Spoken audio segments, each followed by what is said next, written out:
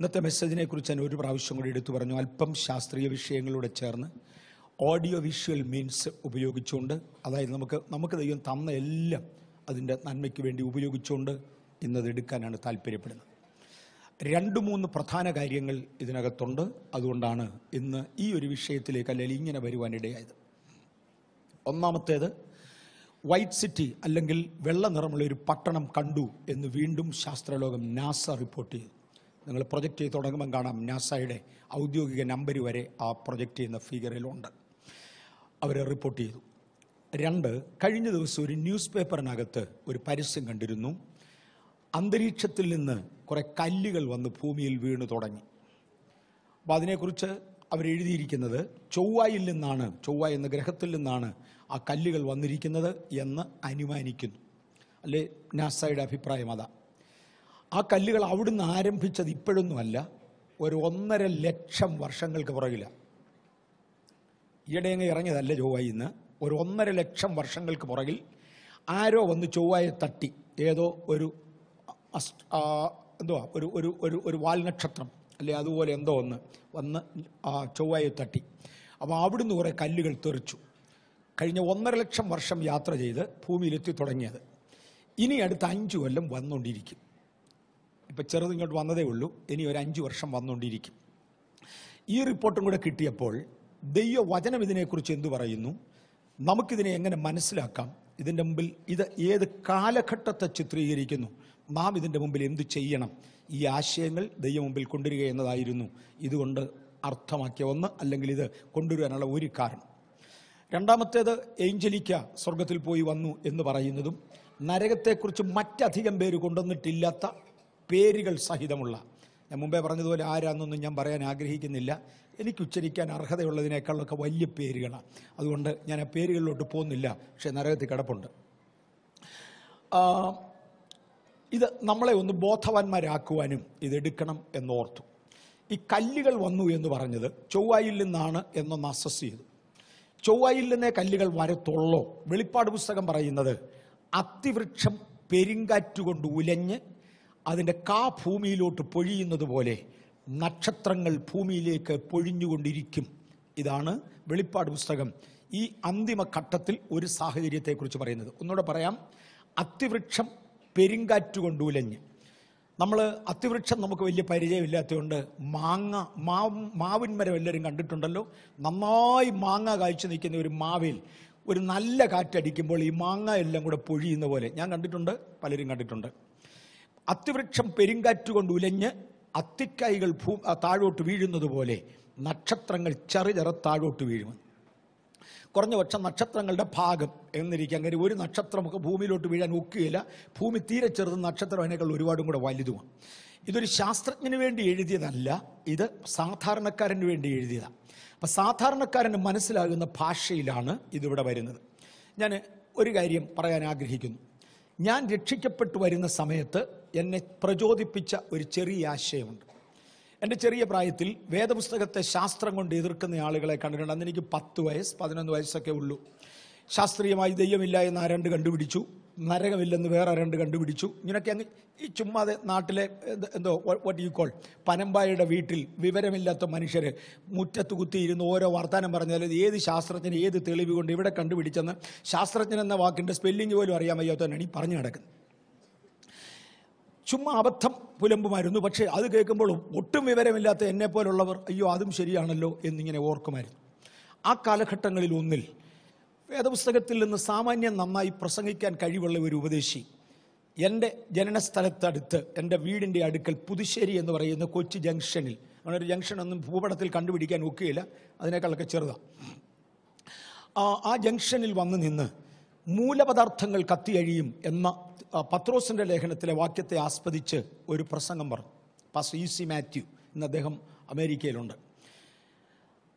അദ്ദേഹം MSc first class ആയിരുന്നു. അതുകൊണ്ട് ശാസ്ത്രീയ വിഷയങ്ങൾ അല്പം കാര്യമായി അദ്ദേഹത്തിന് പറയാനൊത്തും.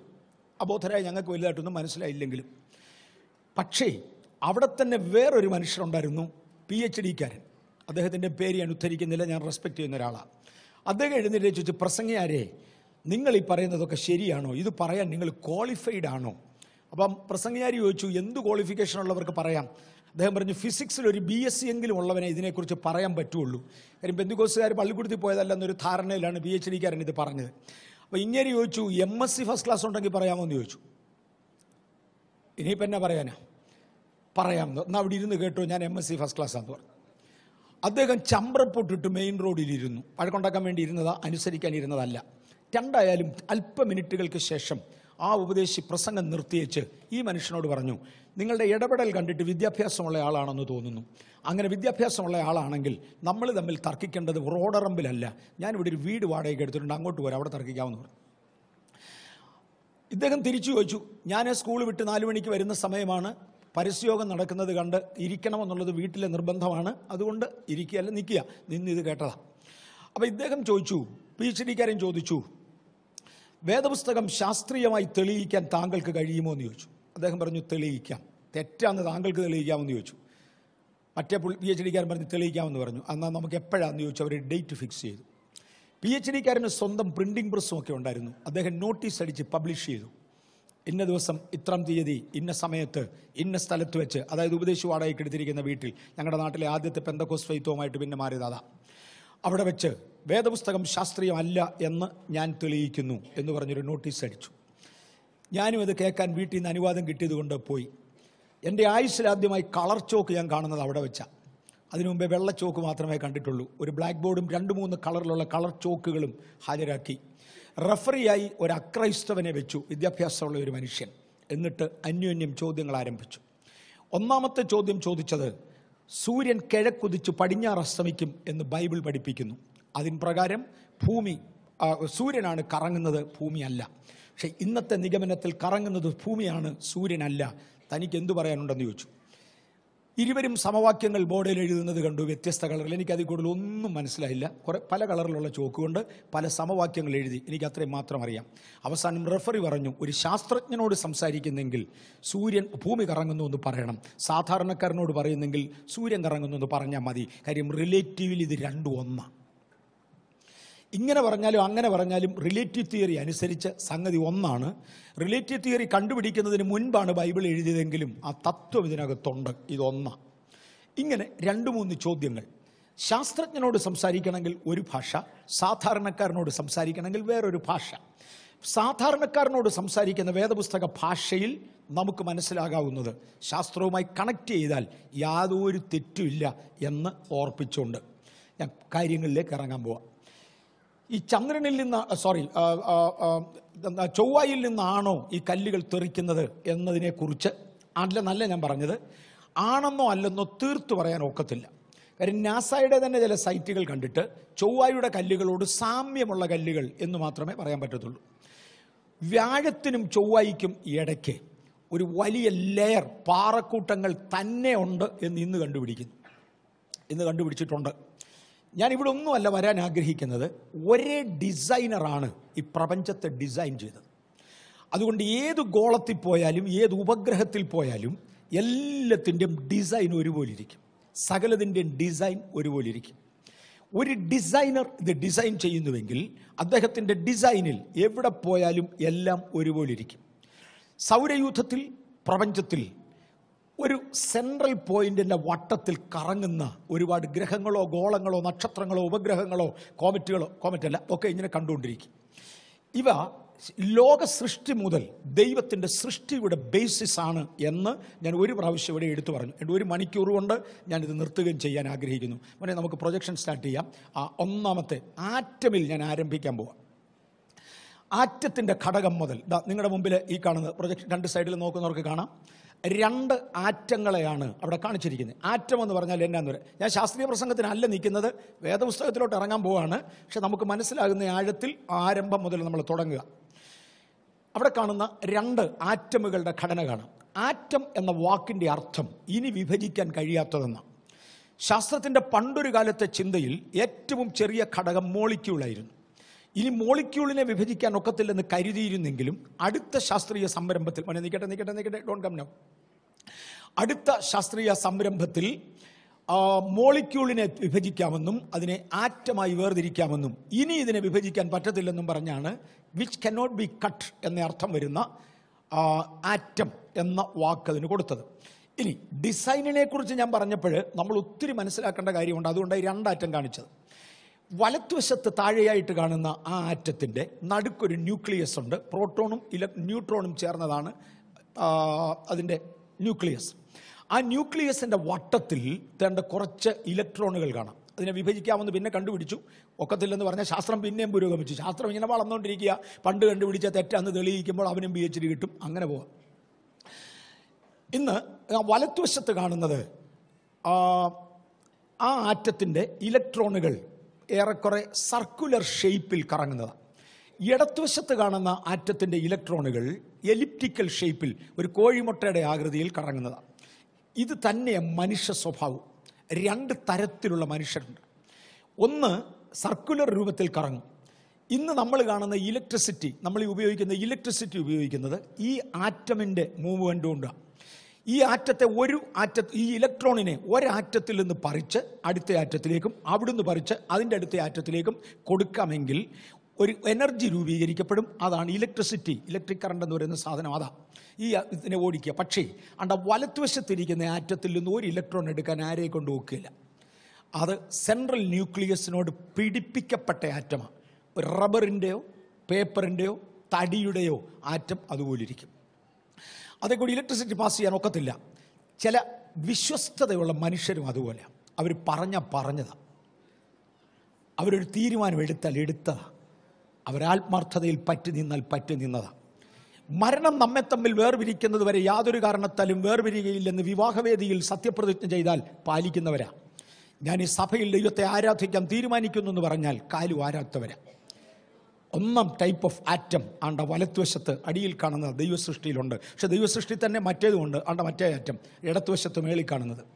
അതിനകത്തെ ആറ്റത്തെ എടുക്കാൻ വലിയ പ്രയാസമില്ല. ഇവിടെ 10 രൂപ കൊടുക്കുന്നവൻ അപ്പുറത്ത് 12 കൊടുത്ത് അവൻ ചാടും. ഇപ്പുറത്ത് തൊലി വെളുത്ത ഒരു പെണ്ണിനെ കണ്ട് ഇഷ്ടമാണെന്നും പറഞ്ഞ് കൂടെ കൂടിയവൻ അതിനേക്കാൾ വെളുത്തതിനെ കണ്ട് ഇതിനേക്കാൾ പോവും. അല്ലെങ്കിൽ 10,000 രൂപ ശമ്പളമുള്ള ഒരുത്തനെ കിട്ടി 12,000 ഉള്ളവനെ കണ്ട അതിൻ്റെ പുറകെ പോവും. അവിശ്വസ്തരായ ഒരു കൂട്ടം ആളുകളുണ്ട്. ഇതുപോലെ തന്നെയാണ് ഇലക്ട്രോൺ. ഇതെല്ലാം ദൈവത്തിൻ്റെ സൃഷ്ടിയാണ്. ആ ഇടത്തുവശത്ത് കാണുന്നത് ഒരു ചെറിയ ഒരു ബാറ്ററി കൊണ്ട് ഒരു 1.5 വോൾട്ടേജ്, എന്തിനാ 0.05 വോൾട്ടേജ് കൊടുക്കാമെങ്കിൽ ഇതിനകത്ത് ഇലക്ട്രോൺ അങ്ങോട്ട് ചാടും. ഒന്നിനകത്തുനിന്ന് വേറൊന്നിനകത്തോട്ട് ചാടുന്ന തൻ്റെ സ്വന്തം കുടുംബത്തോട് വിശ്വസ്തത പുലർത്താത്ത ഒന്ന്. ആ ആറ്റത്തെ ഈ ഭൂമി മൊത്തം ഓടിച്ചാണ് ഇവിടെ മുഴുവൻ കറണ്ട് ഉണ്ടാക്കുന്നത്. പിശാച് അവരെ കൊണ്ട് മുതലെടുക്കും എന്ന് മാത്രം ഞാനൊന്ന് ഓർപ്പിക്കുക. Go to the next. ആ ആറ്റത്തിൻ്റെ മൂവ്മെൻ്റ് ആണ് അവിടെ കാണിക്കുന്നത്. അതിനകത്ത് ഇലക്ട്രോൺസ് മൂവ് ചെയ്യുന്നത് കാണുന്നത്. എവിടെയെങ്കിലും കാണാവുന്ന ഓരോ പോയിന്റ്സിലോട്ട് നോക്കിക്കോണം. ഇലക്ട്രോൺസിൻ്റെ മൂവ്മെൻറ്റ്സ് ആ കാണുന്നത് അതിൻ്റെ മൂവ്മെൻറ്റ്സ് ആണ് കാണിക്കുന്നത്. സർക്കുലർ ഫോമിലുള്ളത് വട്ടത്തിൽ എത്ര കറങ്ങിയാലും പോകത്തില്ല. എന്നാൽ എലിപ്റ്റിക്കൽ ഷേപ്പിൽ കറങ്ങുന്നത് ആകർഷിച്ചെടുത്തുകൊണ്ട് പോകാൻ കഴിയും. അതിനെ കൊണ്ടുപോകാം. അനങ്ങാതിരിക്കുന്ന ഒരു ഇലക്ട്രോണിനെ ആർക്കും എടുക്കാൻ ഒക്കത്തില്ല. ഇതിനെ പുറത്തെടുക്കാൻ ചെയ്യുന്നത് ഇതിൻ്റെ സ്പീഡ് ഒന്ന് കൂട്ടും. സ്പീഡ് കൂട്ടാൻ പല മെത്തേഡുണ്ട്. ചൂടാക്കിയ സ്പീഡ് കൂടും. ഒത്തിരി മെത്തേഡിൽ അതിൻ്റെ സ്പീഡ് കൂട്ടാൻ കഴിയും. എവിടെയെങ്കിലും സ്പീഡ് കൂടിപ്പോയ ചാടും. ഉണർവ് കൂടുമ്പോഴാണ് ഒത്തിരി പേര് പോകുന്നത് സഭയ്ക്കകത്തും. ഞാൻ കാര്യങ്ങൾ കൊണ്ട് തൊട്ട് തുറന്ന് ദൈവ സൃഷ്ടി എടുത്തുകൊണ്ട് കാണിക്കുക. ആ രണ്ടാമത്തെ ആറ്റത്തിൻ്റെ പ്രത്യേകത അതിനകത്തുനിന്ന് പുറത്തെടുക്കാം. ഇനി നമ്മുടെ സോളാർ സിസ്റ്റം, നമ്മുടെ സൗരയൂഥവും ഇത് തന്നെയാണ്. വന്നാട്ടെ, സോളാർ സിസ്റ്റത്തിലോട്ടൊന്ന് വന്നാട്ടെ. നമ്മുടെ സൗരയൂഥവും ഇത് തന്നെയാണ്. നടുക്ക് കാണുന്ന അല്ലെ ഇടത്തെ അറ്റത്ത് കാണുന്നത് സൂര്യനാണെങ്കിൽ അതിനിപ്പുറത്തോട്ട് ഓരോ ഗോളങ്ങളെ മാറ്റി മാറ്റി മാറ്റി മാറ്റി വെച്ചിരിക്കുക. 1, 2, 3, 4, 5 ആറാമത്തെ പുള്ളിയുടെ ഷേപ്പിന് ഒരല്പം വ്യത്യാസം നിങ്ങൾക്ക് കാണാം. നമ്മൾ അദ്ദേഹത്തെക്കുറിച്ച് പിന്നീട് സംസാരിക്കും. അദ്ദേഹം ഇന്നത്തെ കഥാപുരുഷന്മാരിൽ ഒരാളാണ്. സാറ്റൻ എന്നതിനെ വിളിക്കും. നമ്മളതിനെ അല്പം കാര്യമായിട്ട് പിന്നത്തേതിൽ വിശദീകരിക്കും. പാറക്കല്ലുകളുടെ ഒരു സങ്കരം അവിടെ നമുക്ക് കാണാം. അതുകൊണ്ട് നമ്മളവിടെ വരും. ഇത് സോളാർ സിസ്റ്റമാണ് നമ്മൾ ഈ കാണുന്നത്. അതിൻ്റെയും നടുക്ക് ഒരു ന്യൂക്ലിയസിന് പകരം, അത് കറങ്ങുന്നത് നമുക്ക് പിന്നെ കാണാം, ന്യൂക്ലിയസിന് പകരം ഒരു സൂര്യൻ അവിടെയുണ്ട്. അതിൻ്റെ വട്ടത്തിൽ കറങ്ങുന്ന ഒരുപാട് ഗ്രഹങ്ങളും ഗോളങ്ങളും ഉപഗ്രഹങ്ങളും ഒക്കെ അവിടെ കാണാം. അടുത്തതിലോട്ടൊന്ന് വരാമോ? മുമ്പേ കണ്ട ആ മഞ്ഞിനാണ് ആ വട്ടത്തിലൊരു റിങ്ങുമായി അവിടെ നിൽക്കുന്നത്. കണ്ടോ? സൂര്യൻ ഒരു സൈഡിലുണ്ട്. എത്ര I can show, I cannot show. If somebody can use it, I will use it. If somebody can use it. ആർക്കെങ്കിലും ഒരാൾക്ക്. പക്ഷേ ഞങ്ങൾ ഒന്നിച്ചാരും ട്രെയിൻ ചെയ്തില്ല. അല്ലെങ്കിൽ ഒരിടത്തേലും കാണിക്കാറുണ്ട്. 2 സൈഡിലും കാണിച്ചാൽ കൊള്ളാൻ. 2 സൈഡുള്ളത് കൊണ്ട് I don't think I can do that. അതിനകത്ത് ഒരു ഗോളത്തിൻ്റെ വട്ടത്തിൽ തൻ്റെ ഒരു റിങ് കാണാം. ആ റിങ് ഭയങ്കര പ്രാധാന്യമാണ്. നമ്മൾ അവിടെ വരും. പാറക്കല്ലുകളുടെ കൂട്ടം അത് ഇവിടെ നിന്ന് കാണുമ്പം അതാണ് നമ്മുടെ സൗരയൂഥത്തിലുള്ളതിലെ ഏറ്റവും ബ്യൂട്ടിഫുൾ, ഏറ്റവും സൗന്ദര്യമുള്ള ഗോളം എന്നറിയപ്പെടുന്നത് അതാ. നമ്മുടെ ഭൂമിയുടെ 10 ഇരട്ടിയോളം, 10.25 ഇരട്ടി വലിപ്പമുണ്ട് അദ്ദേഹത്തിന്. അടുത്തൊന്ന് എടുത്താട്ടെ, solar system moving. Next figure.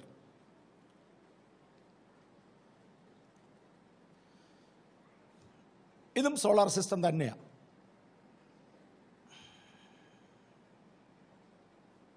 ചലിക്കുന്നത് കാണാമോ? അതിൽ ഇച്ചിരി വീക്കാം. ഇത് എനിക്ക് കാണാം, അവിടെ കാണാമോ എന്നുള്ളതാണ്. Can you see that movie? Okay, അടുത്തത്.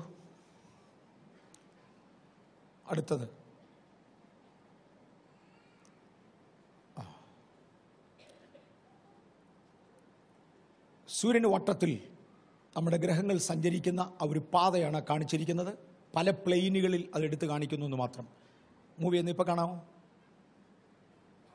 മേക്ക് ഔട്ട് ചെയ്യാമോ?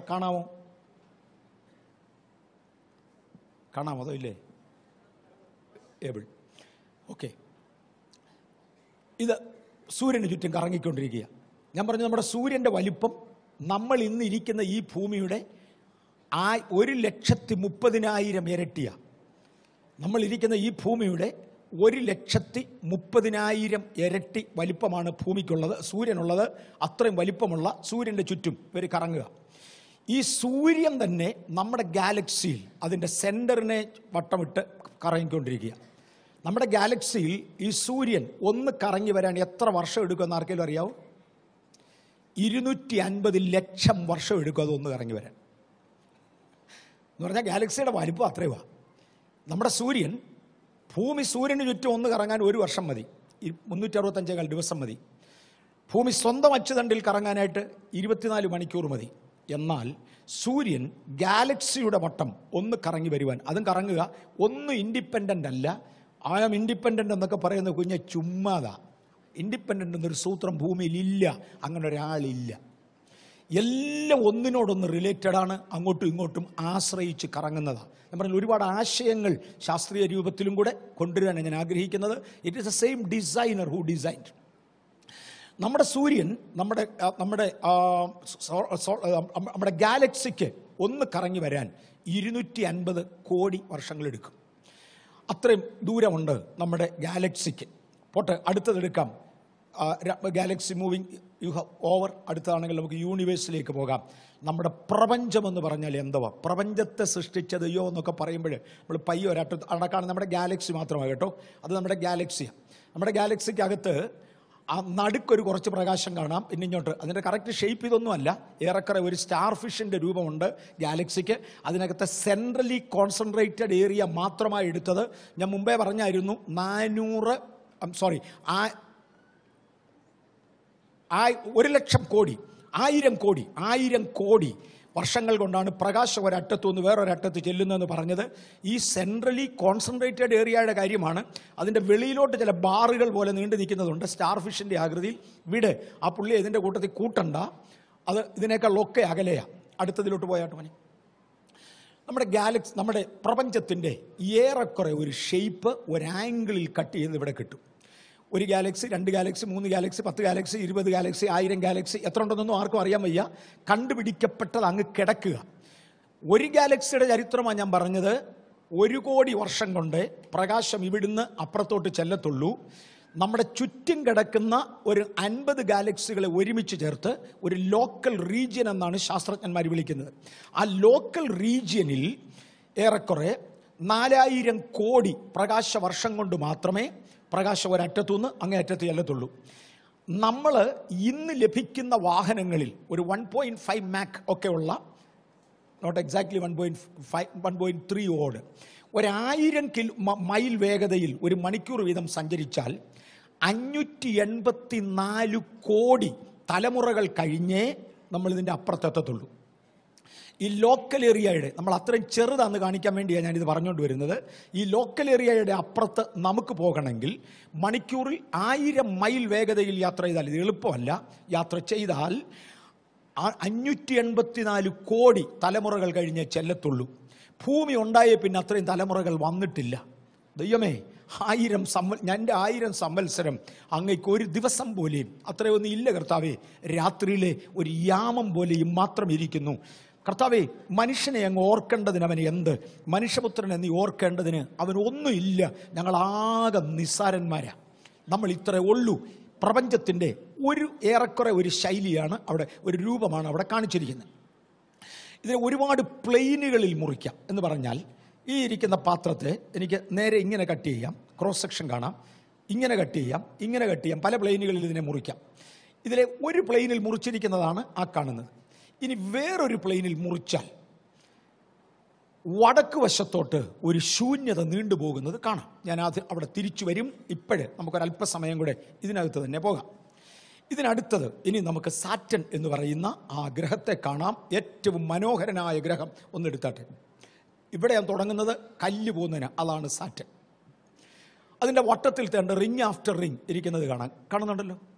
ഇത് മുഴുവനും കല്ലുകളാണ്. ഇത് മുഴുവനും കല്ലുകളാണ്. പല നക്ഷത്രങ്ങൾ കരിഞ്ഞത്, പലത് പൊട്ടിത്തെറിച്ചത്, ഇതിൻ്റെയൊക്കെ അവശിഷ്ടങ്ങൾ എങ്ങനെയോ ഇങ്ങേർക്ക് കിട്ടി. നമ്മുടെ ഭൂമിയുടെ 10 ഇരട്ടി 10.2 ടൈം സൈസ് ഉണ്ട് സാറ്റന്. അതിൻ്റെ വട്ടത്തിൽ കാണുന്ന ആ റിങ്ങുകൾക്കകത്ത് കുറഞ്ഞ പക്ഷം ഭൂമിയുടെ അത്രയും കല്ലേലും ഉണ്ടല്ലോ. അതിൻ്റെ വലിപ്പം ഭൂമിയുടെ 10 ഇരട്ടിയാണ്. അങ്ങേരുടെ വട്ടത്തിൽ കിടക്കുന്ന കല്ലുകളുടെ സമാഹാരമാണ് ആ കാണുന്നത്. അവിടെ എന്തും വേണ്ടും കല്ലുണ്ട്. ഏറ്റവും കുറഞ്ഞത് ഈ ഭൂമിയുടെ അളവിലുള്ള കല്ലെങ്കിലും ഉണ്ടല്ലോ. അതിഞ്ഞ് താഴോട്ട് വീണാൽ ഇപ്പം അങ്ങ് വീഴത്തില്ല. ഇതെടുത്ത് പറഞ്ഞാൽ ചിണ്ടു പറഞ്ഞു, പസേ ഇത് കാണിക്കുന്നതിന് മുമ്പേ ഇപ്പം വീഴുകയില്ല എന്ന് പറഞ്ഞേ കാണിക്കാവൂ.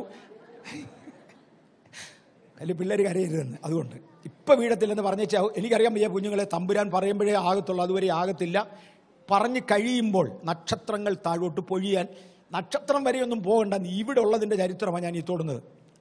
ഓക്കെ, അതിൻ്റെ അടുത്ത ചിത്രം ഒരല്പം കൂടെ വിശദമായിട്ടാണ് ആ കാണുന്നത്. അടുത്തത് വെക്കുമോ മൂവ്മെൻറ്റിലോട്ട്. ആരും പേടിക്കുകയൊന്നും വേണ്ട.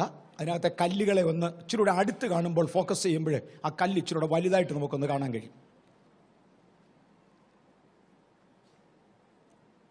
Go to the next. അവിടെ മുതൽ മൂവ്മെൻറ്റ് നോക്കിക്കോണം ദയവായിട്ട്. അതിനെ അടുത്തടുത്ത് വരാൻ പോവാ ക്യാമറ.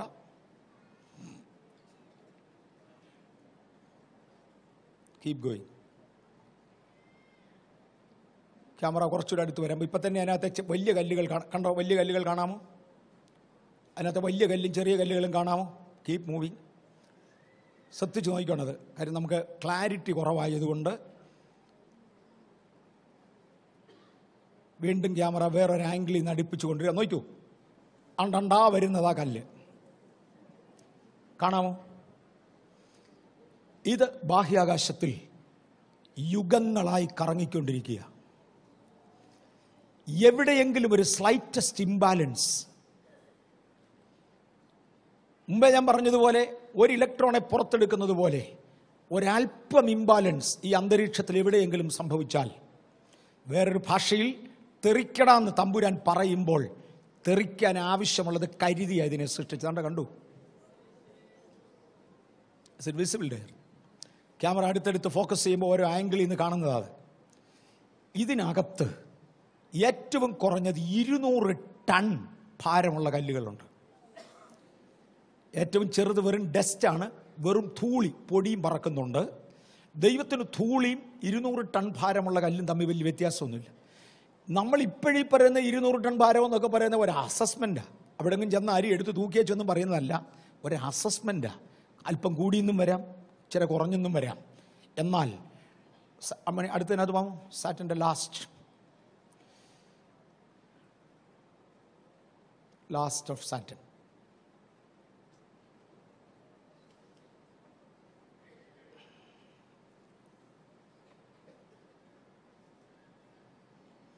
ഓക്കെ, നമ്മുടെ ആവശ്യത്തിന് നമുക്ക് എല്ലാവർക്കും കണ്ടായിരുന്നില്ല വലിയ കല്ലിൻ്റെ കഷണങ്ങൾ വരുന്നത്. ഇച്ചിരി അടുത്ത് കാണാമെന്നുള്ളതേ ഉള്ളൂ, ഒന്നുകൂടെ കിട്ടിയാൽ. ഇതൊക്കെ ഇങ്ങനെ ചുമ്മാ അങ്ങ് തൂങ്ങി നിൽക്കുക, ഒന്നത്തേലും അല്ല. ഇതൊക്കെ അങ്ങ് ചുമ്മാ തൂങ്ങി നിൽക്കുക. അവൻ ഉത്തരദിക്കിനെ ശൂന്യത്തിന്മേൽ വിരിക്കുന്നു, ഭൂമിയെ നാസ്തിത്വത്തിൻ്റെ മേൽ തൂക്കുന്നു. ഓക്കെ, ഇനി ഈ ഭൂമിയിലോട്ട് തിരിയാൻ പോവാം. നമ്മൾ ഈ കണ്ടിടത്തോളം എല്ലാം അന്തരീക്ഷത്തെക്കുറിച്ചും വാനശാസ്ത്രത്തെക്കുറിച്ചുമൊക്കെയാണ് പറയുന്നത്. ദൈവമേ, അങ്ങ് സൃഷ്ടിച്ച സൃഷ്ടി, അങ്ങുണ്ടാക്കിയ സൂര്യനെയും സൂര്യന്മാരെയും, ഒരു രാത്രിയിൽ നമ്മൾ വെളിയിലോട്ട് ഇറങ്ങി നിന്ന് ആകാശത്തോട്ട് നോക്കാമെങ്കിൽ കണ്ണിന് കാഴ്ചയുള്ള ഒരാളിന് മേഘമില്ലാത്ത രാത്രിയിൽ 2500 നക്ഷത്രങ്ങളെ വരെ കാണാമെന്നാണ് ശാസ്ത്രജ്ഞന്മാർ പറയുന്നത്. ഞാൻ എണ്ണിയിട്ടില്ല, അത്രയൊന്നും എണ്ണാനുള്ള കോൺസെൻട്രേഷൻ എൻ്റെ കണ്ണിനില്ല. ഒന്ന് എണ്ണിച്ച് വരുമ്പോൾ മുമ്പിലേക്ക് എണ്ണിയതാണോ ഇല്ലെന്നങ്ങ് മറന്നു പോകും. അത്രയൊക്കെ നമുക്കുള്ളൂ. പക്ഷെ അതിനെക്കുറിച്ച് കൃത്യമായി എണ്ണി പറയുന്നവർ പറയുന്നത് 2500 നക്ഷത്രങ്ങളെ കാണാം. ഇതിൽ ഓരോന്നും സൂര്യനേക്കാൾ വലിപ്പം കൂടുതലുള്ളതാണ്. കാര്യം സൂര്യൻ്റെ വലിപ്പമുള്ളതിനെ കാണത്തില്ല, അതിനേക്കാൾ ദൂരെയായിപ്പോയി, അതുകൊണ്ട് അതിനെ കാണത്തില്ല. അതിനേക്കാൾ വലിപ്പം കൂടുതലുള്ളതിനെ മാത്രമേ വെറും കണ്ടുകൊണ്ട് കാണത്തുള്ളൂ. പക്ഷേ 300 കോടി നക്ഷത്രങ്ങൾ, 300 കോടി നക്ഷത്രങ്ങൾ നമ്മുടെ ഗാലക്സി തന്നെ ഉണ്ട്. പിന്നെ അങ്ങ് വെളിയിലോട്ട് ഇങ്ങനെ കിടക്കും. നമ്മൾ അതൊക്കെയാണ് തൊട്ടുകൊണ്ടിരുന്നത്. ഇനി നമുക്ക് ഭൂമിക്കകത്തോട്ട് വരാം. ഞങ്ങൾ ഈ കഴിഞ്ഞ ദിവസം ന്യൂസിലൻഡിൽ പോയിരുന്നു. ന്യൂസിലൻഡിനെ കുറിച്ച് പറയുന്നത് 15 മില്യൺ വർഷങ്ങൾക്ക് പുറകിൽ ഒരു വോൾക്കാന പൊട്ടിത്തെറിച്ച് ഉണ്ടായതാണ് ന്യൂസിലൻഡ് ഐലൻഡ്. അതിനു മുമ്പേ അങ്ങനെ ഒരു ദ്വീപില്ലായിരുന്നു. സമുദ്രത്തിൻ്റെ അടിയിൽ 15 മില്യൺ വർഷങ്ങൾക്ക് മുന്നമേ ഒരു വോൾക്കാന പൊട്ടിത്തെറിച്ചു. ആ വോൾക്കാനയിൽ നിന്ന് വന്ന ലാവ തണുത്തതാണ് ഇന്ന് കാണുന്ന ന്യൂസിലൻഡ്.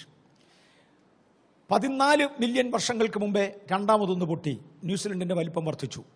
ഏറ്റവും ഒടുവിൽ പൊട്ടിയത് 11 മില്യൺ വർഷങ്ങൾക്ക് പുറകിലാണ്. 11 മില്യൺ വർഷങ്ങൾക്ക് പുറകിലാണ് ഏറ്റവും ഒടുവിൽ പൊട്ടിയത്. അതാണ് ഇന്നത്തെ ക്രൈസ്റ്റ് ചർച്ചും ഒക്കെ ഇരിക്കുന്ന ഏരിയ. ക്രൈസ്റ്റ് ചർച്ച് റീജിയനിൽ ഒരു വർഷം ഇന്നും 1000 ഭൂകമ്പങ്ങളെങ്കിലും ഉണ്ടെന്ന് പറയുന്നത്. കാര്യം അടിവശം ഇതുവരെ ഉറച്ചിട്ടില്ല. ഈ 11 മില്യൺ വർഷം കൊണ്ട് ഇന്നും ഒരു വർഷം 1000-ഓളം ഭൂകമ്പങ്ങൾ അവിടെ ഉണ്ടാകുന്നുണ്ടെന്നാണ് പറയുന്നത്. വലുതോ ചെറുതോ ഒക്കെയായി. അവിടെ ഉണ്ടായ വലിയ ഭൂകമ്പങ്ങളിൽ അവിടെ ഉണ്ടായിരുന്ന കെട്ടിടങ്ങളെല്ലാം പോയി. ക്രൈസ്റ്റ് ചർച്ചിൽ താമസിക്കാൻ കൊള്ളുകയില്ലെന്ന് ഇപ്പോൾ ആളുകൾക്ക് തോന്നിത്തുടങ്ങി. ആളുകൾ താമസിക്കുന്നുണ്ട്, ഇല്ലെന്നല്ല ഞാൻ പറഞ്ഞത്. എന്നാൽ 14 മില്യൺ വർഷങ്ങൾക്ക് മുമ്പേ ഫോം ചെയ്ത ഏരിയയാണ് ഹാമിൽട്ടൺ ഏരിയ എന്ന് കണക്കാക്കപ്പെടുന്നു. അന്ന് പൊട്ടിത്തെറിച്ച അഗ്നിപർവ്വതങ്ങളിൽ നിന്ന് അന്ന് മുതൽ തീ ചാടുമായിരുന്നു. ഇന്ന് 14 മില്യൺ വർഷങ്ങൾ കഴിഞ്ഞിട്ട് 14 മില്യൺ വർഷങ്ങൾ കഴിഞ്ഞിട്ട് അവിടെ 14 മില്യൺ എന്ന് പറഞ്ഞാൽ 1,40,00,000 വർഷങ്ങൾ കഴിഞ്ഞിട്ട്, ശാസ്ത്രത്തിൻ്റെ കണക്കനുസരിച്ച് 1,40,00,000 വർഷങ്ങൾ കഴിഞ്ഞിട്ട് ഇന്നും പണ്ട് പൊട്ടിത്തെറിച്ച അഗ്നിപർവ്വതങ്ങളുടെ വായിലൂടെ വെളിയിൽ വരുന്ന തിളച്ച വെള്ളം കാണാം. അവനെ ഒന്ന് പ്രൊജക്റ്റ് ചെയ്തേക്കെ. 1,40,000 വർഷങ്ങൾക്ക് മുൻപേ പൊട്ടിത്തെറിച്ച അഗ്നിപർവ്വതത്തിൻ്റെ ആ ഒരു മൗത്താണ് കാണുന്നത്. അവിടുന്ന് നോക്കിക്കോണം, വെള്ളം ഇപ്പോഴും തിളച്ച് തെറിക്കുന്നത്. സൗണ്ട് ഇഫക്റ്റ് കൊടുക്കാൻ നോക്കുമോ അതിന്?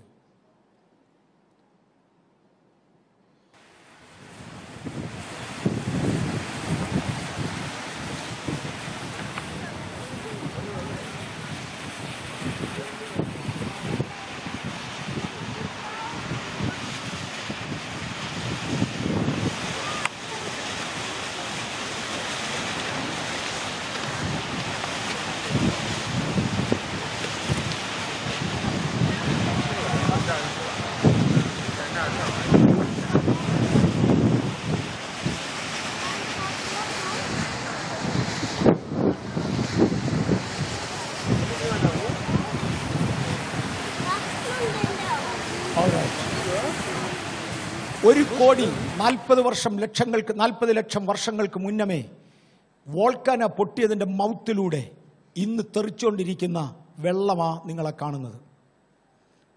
ഇതിൻ്റെ ആഴം എന്തോ കർത്താവേ, എന്തും വേണ്ടി ഇതിനകത്തുണ്ട്. ഈ റേറ്റിൽ ഇത് തെറിച്ചുകൊണ്ടിരിക്കുക. ഇപ്പോഴത്തെ റേറ്റാണ് ഇത്. അങ്ങനെ ആണെങ്കിലും 1 കോടി വർഷം മുമ്പ് ഇത് തന്നെ ആയിരുന്നു. മിച്ചം വന്നതിൽ ഒരല്പം തെറിക്കുന്നതാ ഇത്. കർത്താവേ, അങ്ങ് ഞങ്ങളെപ്പോലെ ഒരാളല്ല, അങ്ങ് വലിയവനാണ്. ഒന്ന് പോയി കാണാൻ ഞങ്ങൾക്കും കർത്താവ് കൃപ തന്നു. ഇത് 100% ആക്ച്വലി ഞങ്ങൾ എടുത്തതാന്ന് കാണിക്കാൻ വേണ്ടി ഞങ്ങളും എൻ്റെ മുന്നിൽ നിൽക്കുന്ന ഒരു പിക്ചറുണ്ട്. ഒരു മിനിറ്റ് ഒന്ന് കാണിച്ചങ്ങ് വിട്ടാൽ മതി. ആ വോൾക്കാനയുടെ മുമ്പിൽ പോയി നിൽക്കുവാൻ അത്രയും ദൂരെ നിന്ന ചൂടില്ല. അവിടെ തൊടാനൊക്കെ തൊട്ടാൽ നല്ല ചൂടാണ്. പക്ഷേ അതിൻ്റെ പുറകിൽ വൃക്ഷങ്ങൾ നിൽക്കുന്നത് നിങ്ങൾക്ക് കാണാം. പുല്ല് അതിൻ്റെ തൊട്ടപ്പുറത്തുണ്ട്. ദൈവമേ, സൃഷ്ടിയുടെ ഗാംഭീര്യത അങ്ങക്കിത് പറഞ്ഞു തന്നത് ആരാ? അതിശയവും അത്ഭുതവുമായി നമ്മളെ ഉണ്ടാക്കിയവൻ, ഭൂമിയെ സൃഷ്ടിച്ചവൻ, ഇതിനെ സൂക്ഷിക്കുന്നവൻ അറിവില്ലാത്തവനല്ല. തൻ്റെ വചനങ്ങൾ വൃഥാവല്ല എന്ന് ഞാനൊന്ന് ഓർപ്പിക്കട്ടെ. ഇനി ഞാൻ വൈറ്റ് സിറ്റിയിലോട്ട് തിരിയാൻ പോവുക. Take it off. വൈറ്റ് സിറ്റിയിലോട്ട് ഇത് പ്രയോജനപ്പെടുന്നുണ്ടോ? കൊള്ളാമെന്ന് തോന്നുന്നവരുടെ കൈയൊന്ന് കണ്ടോട്ടെ. It's something informative. നമുക്ക് അടുത്തതിലോട്ട് പോകാൻ പോവാ. യോബിന്റെ പുസ്തകം നമുക്കൊരു വാക്യം ഒന്ന് വായിച്ചു തുടങ്ങാം. യോബിന്റെ പുസ്തകം 26 അധ്യായത്തിന്റെ 9 വാക്യം. യോബിന്റെ പുസ്തകം 26 അധ്യായത്തിന്റെ 9 വാക്യം. പഴയ നിയമ ഭക്തന്മാരിൽ ദൈവം അംഗീകരിച്ച ഒരു ഭക്തനായിരുന്നു യോബ്. അദ്ദേഹത്തിൻ്റെ അറിവുകൾ ദൈവത്തിങ്കൽ നിന്നായിരുന്നു. തൻ്റെ പുസ്തകത്തിൽ നിന്ന് ഒരുപാട് അറിവുകൾ, ജ്ഞാനം എനിക്കൊന്നും വായിച്ചാൽ മനസ്സിലാകത്തില്ല. ഒരു വലിയ ശാസ്ത്രജ്ഞൻ വായിച്ചാൽ കുറച്ചുകൂടെ മനസ്സിലായേക്കാം. എന്നെപ്പോലുള്ളവർക്ക് മനസ്സിലാകാൻ പ്രയാസമുള്ള പലതും ചേർത്തതിനകത്ത് എഴുതിയിട്ടുണ്ട്. വായിച്ചാട്ടെ 26:9.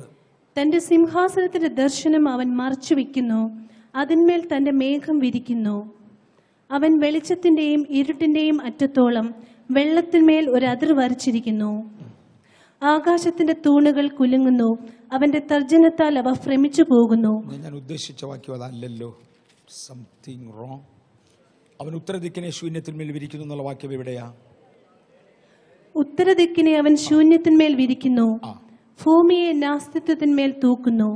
അവൻ വെള്ളത്തെ മേഘങ്ങളിൽ കെട്ടിവെക്കുന്നു, അത് വഹിച്ചിട്ട് കാർമുകിൽ കീറിപ്പോകുന്നതുമില്ല. ഞാൻ 5 വാക്യം മുതലങ്ങ് വായിച്ചോട്ടെ. എനിക്ക് വേണ്ടത് ആക്ച്വലി 6 വാക്യമായിരുന്നു. ഞാൻ 9 എന്ന് പറഞ്ഞ് തെറ്റിപ്പോയി. 6 വാക്യമായിരുന്നു വേണ്ടത്. എങ്കിലും നമുക്ക് 5 കൂടെ ചേർത്തങ്ങ് വായിക്കാം. വെള്ളത്തിലും അതിലെ നിവാസികൾക്കും കീഴെ പ്രേതങ്ങൾ നൊന്തു നടുങ്ങുന്നു. അങ്ങ് താഴെ കുറെ പ്രേതങ്ങൾ കിടപ്പുണ്ട്, അത് നൊന്ത് നടുങ്ങുക. നരകത്തെ കുറിക്കുന്ന ഒരു ദർശനം ഞാൻ മുമ്പേ ഒന്ന് പറഞ്ഞു, നമ്മൾ വീണ്ടും തൊടും. ഇതിന്റെ താഴെ, വെള്ളത്തിന് താഴെ പ്രേതങ്ങൾ നൊന്ത് നടുങ്ങുന്ന ഒരിടമുണ്ട്. താവോട്ട് വായിച്ചാട്ടെ. പാതാളം അവന്റെ മുമ്പിൽ തുറന്നു കിടക്കുന്നു. ആ പ്രേതങ്ങളുടെ മുമ്പിലും ദൈവത്തിന്റെ മുമ്പിലും പാതാളം തന്റെ തുറന്നു കിടക്കുന്നു.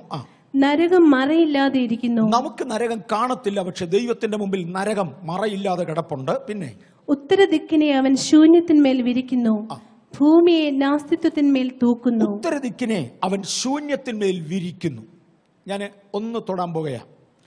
ഭൂമിയിൽ നിന്ന് ട്രൂ നോർത്തിലേക്ക് നോക്കാമെങ്കിൽ, നേരെ ഉത്തരദിക്കിലേക്ക് നോക്കാമെങ്കിൽ, ഒരു 2.5 ഡിഗ്രിയിൽ യാതൊരു നക്ഷത്രവുമില്ല. ഞാൻ പറഞ്ഞു, നമ്മുടെ മിൽക്കി വേയിൽ കിടക്കുന്ന നക്ഷത്രങ്ങളുടെ എണ്ണം 3000 കോടിയാണ്. നമ്മുടെ മിൽക്കി വേയിൽ കിടക്കുന്ന നക്ഷത്രങ്ങളുടെ എണ്ണം 3000 കോടിയാണ്. ഇത് വലിയ ഗാലക്സി അല്ല. ഇതിനേക്കാൾ വളരെ വലിയ പടുകൂറ്റൻ ഗാലക്സികളുണ്ട്. എത്ര കോടി കോടി കോടി നക്ഷത്രങ്ങളുണ്ട് എന്ന് മനുഷ്യൻ ഇതുവരെ കണ്ടുപിടിച്ചിട്ടില്ല. അതിൽ പലതിനും ഗ്രഹങ്ങളുണ്ട്, ഉപഗ്രഹങ്ങളുണ്ട്. വെറുതെ പറന്ന് നടക്കുന്ന കല്ലുണ്ട്, സ്പേസ് വേസ്റ്റ് ഉണ്ട് എന്ന് പറഞ്ഞാൽ വലിയ മല പോലുള്ള പാറകൾ, മല പോലുള്ള പൊടി ഒന്നിച്ച് നടക്കുന്നുണ്ട്, സ്പേസ് വേസ്റ്റ് എന്ന് വിളിക്കും. ഇതെല്ലാം ഉണ്ടെങ്കിലും, എല്ലാം ഉള്ളതുകൊണ്ട് അന്തരീക്ഷത്തിൽ എങ്ങോട്ട് നോക്കിയാലും ശൂന്യമായ ഒരു സ്ഥലമില്ല. എന്തേലും ഉണ്ട്. വെറും കണ്ണുകൊണ്ട് കാണാമെന്നല്ല ഞാൻ പറഞ്ഞേ. 3000 കോടി നക്ഷത്രങ്ങൾ കിടക്കുന്നിടത്ത് ആകെ കാണാവുന്ന 2500-നെയാണ് കണ്ണുകൊണ്ട് നോക്കിയാൽ. കാരണം അത്രയും ദൂരെയാണ്. ഈ ചെറുതിനെ ഒന്നും കാണത്തില്ല. എന്നാൽ ശാസ്ത്രജ്ഞന്റെ നോട്ടത്തിൽ ഇതിനെ മുഴുവനും കാണാം. അങ്ങനെ നോക്കിയാൽ അന്തരീക്ഷം മുഴുവനും നിബിഡമാണ്. അവിടെയും ഇവിടെയും ഒക്കെ കുറെ നെബൂളകളുണ്ട്. ഇതൊന്നും കയറാത്ത കുറച്ച് സ്ഥലങ്ങളുണ്ട്. അതെന്തുകൊണ്ട് അങ്ങനെ കിടക്കുന്നു എന്ന് ഇതുവരെ ഒരു വ്യക്തമായ കണക്കാരും തന്നിട്ടില്ല. വൈ ദെയർ ആർ നെബൂളാസ്, ഇതുവരെ വ്യക്തമായ ഒരു അക്കൗണ്ട് അതിനില്ല. എന്നാൽ ഏറെക്കുറെ എൻ്റെ അസസ്മെന്റ് അനുസരിച്ച് ന്യായവിധിക്ക് വേണ്ടി ദൈവം മാറ്റിയിട്ടിരിക്കുന്ന സ്പേസ് ആയിരിക്കാം നെബൂളകൾ. ഉത്തരദിക്കിൽ ഒരു നെബൂളയുണ്ട്. ആ നെബൂളയെ നോർത്തേൺ നെബൂള എന്ന് ശാസ്ത്രജ്ഞന്മാർ വിളിക്കുന്നു. അത് നേരെ വടക്കോട്ടങ്ങ് നീണ്ടുപോകുക. അവൻ ഉത്തരദിക്കിനെ ശൂന്യത്തിന്മേൽ വിരിക്കുന്നു. വിരിക്കുക എന്ന് പറഞ്ഞാൽ ഒരു കോണിക്കൽ ഷേപ്പാണ്. കോണിക്കൽ ഷേപ്പ് എന്ന് പറഞ്ഞാൽ ചോർപ്പിൻ്റെ ആകൃതി. ഒരു ചോർപ്പിന് ഒരു വലിയ വശമുണ്ട്, അവിടെ മുതൽ താഴോട്ട് ഇത് ചെറുതായി വരും.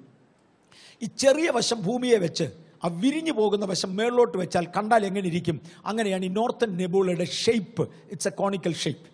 അവൻ ഉത്തരദിക്കിനെ ശൂന്യത്തിന്മേൽ വിരിക്കുന്നു, ഭൂമിയെ നാസ്തിത്വത്തിൻ്റെ മേൽ തൂക്കുന്നു. എന്തേലാ തൂങ്ങിക്കിടക്കുന്നത്? കാണിക്കാൻ ഒന്നുമില്ല. ഈ ഉത്തരദിക്കിൻ്റെ ശൂന്യതയെ ഇനി നമ്മൾ തൊടുക. ഞാൻ ഇതിനു മുമ്പ് എടുത്തിട്ടുണ്ട്. 1995 ചാവൂസ് എന്ന മാസികയിൽ പ്രൊഫസർ ലാർക്കിൻസൺ എന്ന വാനശാസ്ത്ര വിദഗ്ധൻ ഒരു റിപ്പോർട്ട് തന്നിരുന്നതിൻ്റെ 1000കണക്കിന് കോപ്പികൾ ഞാൻ എടുത്ത്, എനിക്കൊന്ന് 100 എണ്ണത്തിൽ കുറയാതെ നമ്മുടെ ലോക്കൽ ചർച്ചിൽ അന്ന് ഡിസ്ട്രിബ്യൂട്ട് ചെയ്തു. അന്ന് കണ്ടവർ എത്ര പേരുണ്ട്? ഞാൻ അവരുടെ കൈ ഒന്ന് കണ്ടോട്ടെ. ഒരു കുറച്ച് പേര് ഇവിടെ ഫ്രണ്ടിലുണ്ട്, അവിടെ ഇവിടെയൊക്കെ ഉണ്ട്. അന്നത്തെ ആളുകൾ ഇത്രയൊക്കെ ഉള്ളൂ, അതുകൊണ്ടാണ്. സ്തോത്രം. 100 നമ്മുടെ ചർച്ച് ഞാൻ ഡിസ്ട്രിബ്യൂട്ട് ചെയ്തിട്ടുണ്ട്. പക്ഷെ ആകാശത്തിൻ്റെ ഒരു ഫോട്ടോ എടുത്താൽ എനിക്കതിനകത്തൊന്നും ഒന്നും മനസ്സിലാകത്തില്ല. അതിനെക്കുറിച്ച് അറിയാവുന്നവർ പറഞ്ഞു തരികയുള്ളൂ. ബ്ലഡിൻ്റെ ഒരു സാമ്പിൾ എടുത്ത് ഒരു ഫോട്ടോ തന്നാൽ എനിക്കൊന്നും മനസ്സിലാകത്തില്ല. അതിനെക്കുറിച്ച് അറിയാവുന്നവർ പറഞ്ഞു തരികയുള്ളൂ. ആറ്റത്തിൻ്റെ ഒരു സാമ്പിൾ എടുത്താൽ ഞാൻ ഇന്ന് പറഞ്ഞു തന്ന പോലെ ആരെങ്കിലും പറഞ്ഞു തന്നില്ലേ നമുക്ക് മനസ്സിലാകത്തില്ല. ആകാശത്തെക്കുറിച്ച് അത്രയും പറഞ്ഞു തരാവുന്നവർ നമ്മുടെ ഇടയിൽ ആരും ഇല്ലാത്തതുകൊണ്ട് മെനക്കെട്ടിട്ട് കാര്യവുമില്ല. പക്ഷെ ലാർക്കിൻസൺ അന്ന് അതിനെക്കുറിച്ച് എഴുതിയിരുന്നത് ഈ കാണുന്നത് ഒരു വൻ പട്ടണമാണ്. പക്ഷെ ഒരു സെക്കൻഡത്തേക്കൊന്ന് കണ്ടതങ്ങ് മറഞ്ഞു, പിന്നെ അത് ഞങ്ങൾക്ക് കിട്ടുന്നില്ല എന്ന് പറഞ്ഞു. തുടർന്ന് ഞാൻ പറഞ്ഞു, ഏഷ്യൻ വിമൻസ് മാഗസിൻ എന്ന മാസികയിൽ മാസം തോറും അന്ന് കണ്ട വസ്തുവിനെക്കുറിച്ച് നീണ്ട വർഷങ്ങൾ റിപ്പോർട്ടുണ്ടായിരുന്നു. അമേരിക്കയിലെ കാലിഫോർണിയയിലുള്ള ഒരു എയർ ഒബ്സർവേറ്ററിയിൽ പാസ്റ്റർ റോയ് വർഗീസ് എന്നെ കൊണ്ട് കാണിച്ചിട്ടുണ്ട്. ഞാൻ 2-3 പ്രാവശ്യമെങ്കിലും അവിടെ കയറി കണ്ടു. റോയ് എന്നെ കൊണ്ടുപോയിട്ടുണ്ട്, വേറെ ആളുകൾ കൊണ്ടുപോയിട്ടുണ്ട്. 2-3 പ്രാവശ്യമെങ്കിലും ഞാൻ കയറി കണ്ടിട്ടുണ്ട്. അവിടെ ഒരു ഹബിൾ സ്കോപ്പ് വെച്ചിട്ടുണ്ട് നോർത്തേൺ നെബുളയെ മാത്രം നോക്കാൻ. അവിടെ എന്ത് നടക്കുന്നുവെന്ന് അറിയാൻ വേണ്ടി ഈ നോർത്തേൺ നെബുളയിൽ ഏതോ ഒരു വസ്തു ഉണ്ട് എന്ന് ശാസ്ത്രം വിശ്വസിച്ചു. കാരണം നമ്മൾ ഇപ്പറഞ്ഞ സൗരയൂഥം ഉൾപ്പെടുന്ന, മിൽക്കി വേ ഉൾപ്പെടുന്ന, ലോക്കൽ റീജിയൻ ഉൾപ്പെടുന്ന നക്ഷത്രങ്ങളുടെ എണ്ണമൊക്കെ ഇപ്പം ഏറെക്കുറെ ഒന്ന് മനസ്സിലാകുന്നുണ്ടല്ലോ. ഈ പ്രപഞ്ചത്തെ മൊത്തം വടക്കോട്ട പുള്ളി വലിക്കുക. അങ്ങനെയാണെങ്കിൽ അവൻ്റെ ആകർഷണ ശക്തി എന്നായിരിക്കും, കഴിവ് എന്നായിരിക്കും. ഈ മുന്നിലിരിക്കുന്ന 2 കൊച്ചു പിള്ളേരുമായിട്ട് ഞാൻ വടം വലിച്ചാൽ ഞാൻ അവരെ പിടിച്ച് ഞാൻ അടുപ്പിക്കുകയേ ഉള്ളൂ. കാര്യം എനിക്ക് അവരെക്കാൾ ബലം കൂടുതൽ. പക്ഷെ ആരെങ്കിലും ബലമുള്ള ആണുങ്ങളാണെങ്കിലോ അവരെന്നെ അങ്ങ് വലിച്ചടുപ്പിക്കും. ആർക്ക് ബലമുണ്ടോ അങ്ങോട്ട് ഈ ബലം കുറഞ്ഞതിനെ വലിച്ചടുപ്പിക്കും. ഈ ചർച്ചിനകത്തിരിക്കുന്ന ഇത്രയും 12,000 ശിഷ്ടം ആളുകളെ ഒരുമിച്ച് വടം വലിച്ചൊരുത്തിന് അടുപ്പിക്കുന്നെന്ന് പറഞ്ഞാൽ അവൻ ആപാരന, ഒരാനെ കൊണ്ട് നടക്കില്ല, അവൻ ആപാരനാ. എങ്കിൽ ഈ പ്രപഞ്ചത്തെ മൊത്തം വടക്കോട്ട് ആരണ്ട് വലിക്കുന്നെന്ന് പറഞ്ഞാൽ നോക്കാതിരിക്കാൻ പറ്റുകയില്ല. അതുകൊണ്ട് ശാസ്ത്രജ്ഞന്മാർ നോർത്തേൺ നെബുളയെ നോക്കിക്കൊണ്ടിരുന്നു. അന്നാണ് 95 ആദ്യമായിട്ട് നോർത്തേൺ നെബുളയുടെ അറ്റത്ത് നിന്ന് ഏതോ ഒരു വസ്തുവിനെ ഈ സ്കോപ്പിൽ കിട്ടി എന്ന് പറഞ്ഞത്. അതിനെക്കുറിച്ച് അവർ കുറേ വിവരങ്ങൾ വെളിപ്പെടുത്തി. അന്ന് ലാർക്കിൻസൺ എഴുതിയിരുന്നതിൻ്റെ ഒന്ന്, ആ പട്ടണത്തിൻ്റെ വട്ടത്തിൽ ഒരു മതിലുണ്ട്. അതിൻ്റെ നീളവും വീതിയും ഉയരവും ഏറെക്കുറെ തുല്യമാണ്. സ്ഫടികക്കഷണങ്ങൾ തല്ലിപ്പൊട്ടിച്ചൊരു മഹാസമുദ്രമാക്കി ഒഴുക്കിയാൽ അതിൽ നിന്ന് പ്രതിഫലിക്കുവാൻ സാധ്യതയുള്ള പ്രകാശത്തോട് അവിടെ നിന്ന് വരുന്ന പ്രകാശത്തെ ഉപമിക്കുന്നു. വെളിപ്പാട് പുസ്തകം പറഞ്ഞു, നഗരത്തിന് വീതിയും നീളവും ഉയരവും തുല്യം.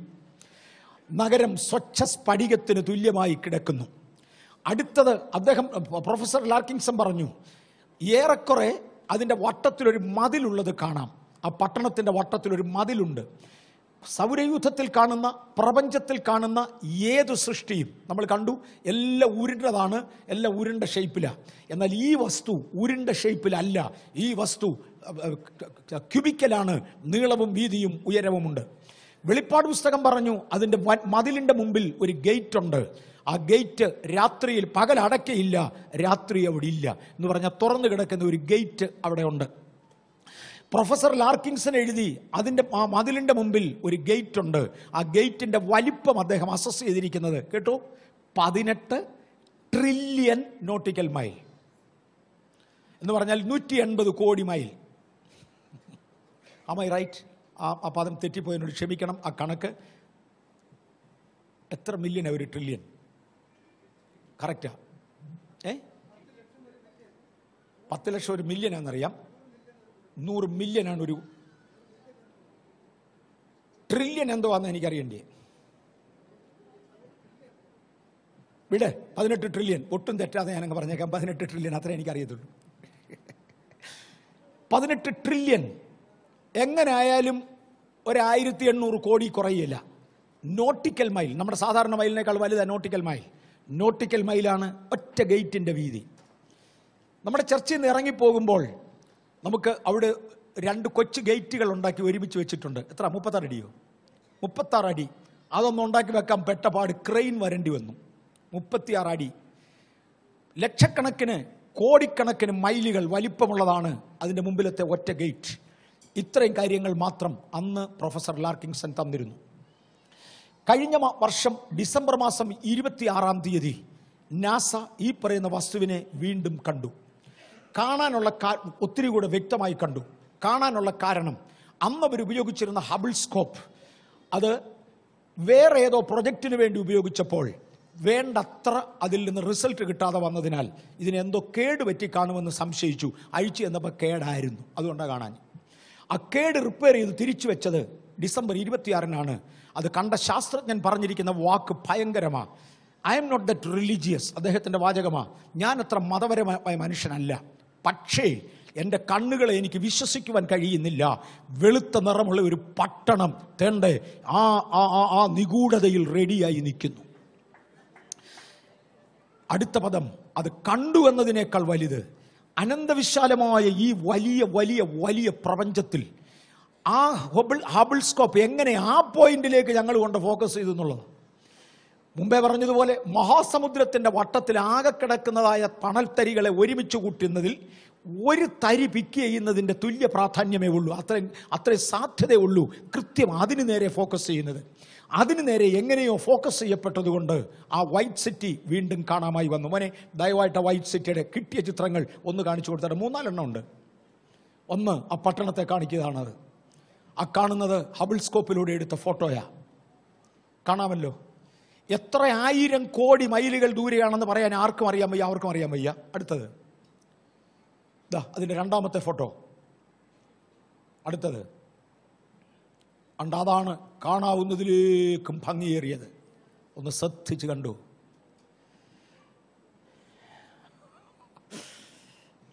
പ്യുവർ വൈറ്റ് ഇൻ കളർ, വെള്ള നിറത്തിൽ അനന്തവിശാലതയിൽ എവിടെയോ. അതിൻ്റെ അടിയിൽ നാസയുടെ ആ റിപ്പോർട്ട് നമ്പർ ഇതിൻ്റെ അടിയിലല്ലോ, ആണല്ലോ, അതിൻ്റെ അടി കിടപ്പുണ്ട്. അതിൻ്റെ അടിയിൽ ഒരു നമ്പർ കിടക്കുന്നത് കാണാൻ വളരെ ശ്രദ്ധിച്ച് നോക്കലേ കാണത്തുള്ളൂ. അതിൻ്റെ അടിയിലൊരു ഇതിപ്പോൾ പകൽ നമ്മൾ ഫോക്കസ് ചെയ്യുന്നതുകൊണ്ട് ഇങ്ങനെയൊക്കെ ഇരിക്കുന്നത്. രാത്രിയിലാണ് നമ്മൾ കാണിക്കുന്നതെങ്കിൽ അല്ലെ കമ്പ്യൂട്ടറിൽ കയറി നോക്കിയാൽ കാണാം. നാസ കൊടുത്തിരിക്കുന്ന ഒരു നമ്പറുണ്ട്, അവരുടെ പിക്ചറാണ്. 100% ഔദ്യോഗികമായത്. ഇതാ ഒരു പട്ടണം തയ്യാറായി കഴിഞ്ഞു. എന്നെയും നിങ്ങളെയും ചേർക്കേണ്ടതിന് വേണ്ടി സ്വർഗത്തിലെ ദൈവം ഒരുക്കിയ ഒരു പട്ടണം തയ്യാറായി കഴിഞ്ഞു. നമുക്ക് ആ രംഗത്തു നിന്നൊന്ന് മാറാം. ഞാൻ ആ ഭാഗങ്ങളെ വിശദീകരിക്കാം. മോനെ അടുത്തത് ടെസ്റ്റിമണി ഒന്ന് എടുക്കാമോ പ്ലീസ്? ഞാൻ ആദ്യമേ പറഞ്ഞു ഒരു പെൺകുട്ടി. Hello, good evening. My name is... That's it. Angelica എന്ന പെൺകുട്ടിയാണ്. Angelica Elizabeth Zambrano Mora. I'm 18 years of age. I study the Diversified Salo. And the Lord said, "Look, my daughter, there's many idolaters there in that place. Idolatry does not save, my daughter. The only one that saves is me, and apart from me, no one can be saved. But I love the sinner, and I hate the sin, my daughter. Go and tell humanity that I love them, and ask them to come back to me."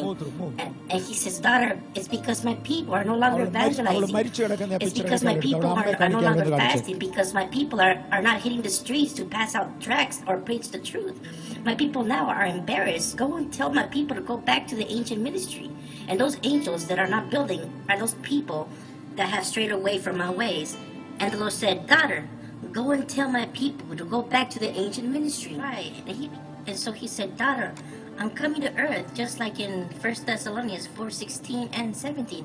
It says, "For the Lord himself will come down from heaven with a loud command, with the voice of the archangel, and with the trumpet of God." That will do. നമ്മൾ അതിന് എനിക്ക് മജോറിറ്റിക്ക് മനസ്സിലാകത്തില്ല, അതുകൊണ്ട് അത് കണ്ട് അവൾ മരിച്ചു കിടക്കുന്ന ഒരു പിക്ചർ അതിനകത്തുണ്ട്. If you can get that picture it would be ideal. അവൾ മരിച്ചു കിടക്കുന്ന 23 മണിക്കൂറും 40 മിനിറ്റും മരിച്ചതുപോലെ കിടന്നു. അവിടെ അമ്മയോട് ആളുകൾ ക്രോസ് ക്വസ്റ്റ്യൻ ചെയ്തു, എന്തുകൊണ്ട് പോലീസിൽ അറിയിച്ചില്ല, എന്തുകൊണ്ട് ആശുപത്രിയിൽ കൊണ്ടുപോയില്ല. അവരുടെ മറുപടി ഇതായിരുന്നു, അവൾ മരിക്കുന്നതിന് മുന്നമേ 24 മണിക്കൂർ അണ്ട കിടക്കുന്നു. 24 മണിക്കൂർ അവൾ കിടക്കുമെന്നും 24 മണിക്കൂർ കൊണ്ട് തിരികെ എഴുന്നേറ്റ് വരുമെന്നും പരിശുദ്ധാത്മാവ് ഞങ്ങളെ അറിയിച്ചതിനാൽ. ഓ വലുതല്ലേ? എൻ്റെ പിള്ളേരിൽ ഒരാൾ ഇതുപോലെ ആയാൽ I don't think I will wait. പക്ഷേ ആ വിശ്വാസത്തിൻ്റെ വലിപ്പം ഈ സമയങ്ങൾ കൊണ്ട് അവൾ കണ്ട കാര്യങ്ങളാണ് മുമ്പേ ഞാനൊന്ന് സൂചിപ്പിച്ചത്. ആദ്യമേ ദൈവം അവളെ നരകത്തിലേക്കും പിന്നീട് സ്വർഗത്തിലേക്കും കൊണ്ടുപോയി. നരകത്തിൽ അവൾ കണ്ടതിനകത്ത് എടുത്തു പറയുവാൻ തക്കവണ്ണം പ്രാധാന്യമേറിയത് ഏഞ്ചലിക്ക 2011 മാർച്ച് മാസം 4-ാം തീയതിയാണ് ഇത് പോസ്റ്റ് ചെയ്തിരിക്കുന്നത്. അതിൻ്റെ പുറകിലത്തെ വർഷമായിരിക്കാം ഡിസംബർ 7-ാം തീയതി 4 മണിയോടുകൂടെയാണ് അവൾക്ക് ഈ അനുഭവം ഉണ്ടാകുന്നത്. 23 മണിക്കൂറും 40 മിനിറ്റും അവൾ തൻ്റെ ശരീരത്തിൽ ഇല്ലായിരുന്നു. അതിനുശേഷമാണ് അവൾ മടങ്ങി വരുന്നത്. അവൾ നരകത്തിൽ കണ്ട കാഴ്ച ഒന്ന്, വലിയ ക്രിസ്തീയ സഭ നേതാവിനെ കണ്ടു. വലിയ ക്രിസ്തീയ സഭ നേതാവിനെ. എന്തുകൊണ്ടാണ് അദ്ദേഹത്തെ അവിടെ ഇട്ടിരിക്കുന്നത്? മനുഷ്യനോട് ദുരുപദേശം പറഞ്ഞ് സത്യവിശ്വാസത്തിൽ നിന്ന് മനുഷ്യനെ അകറ്റിക്കളഞ്ഞതിനാൽ.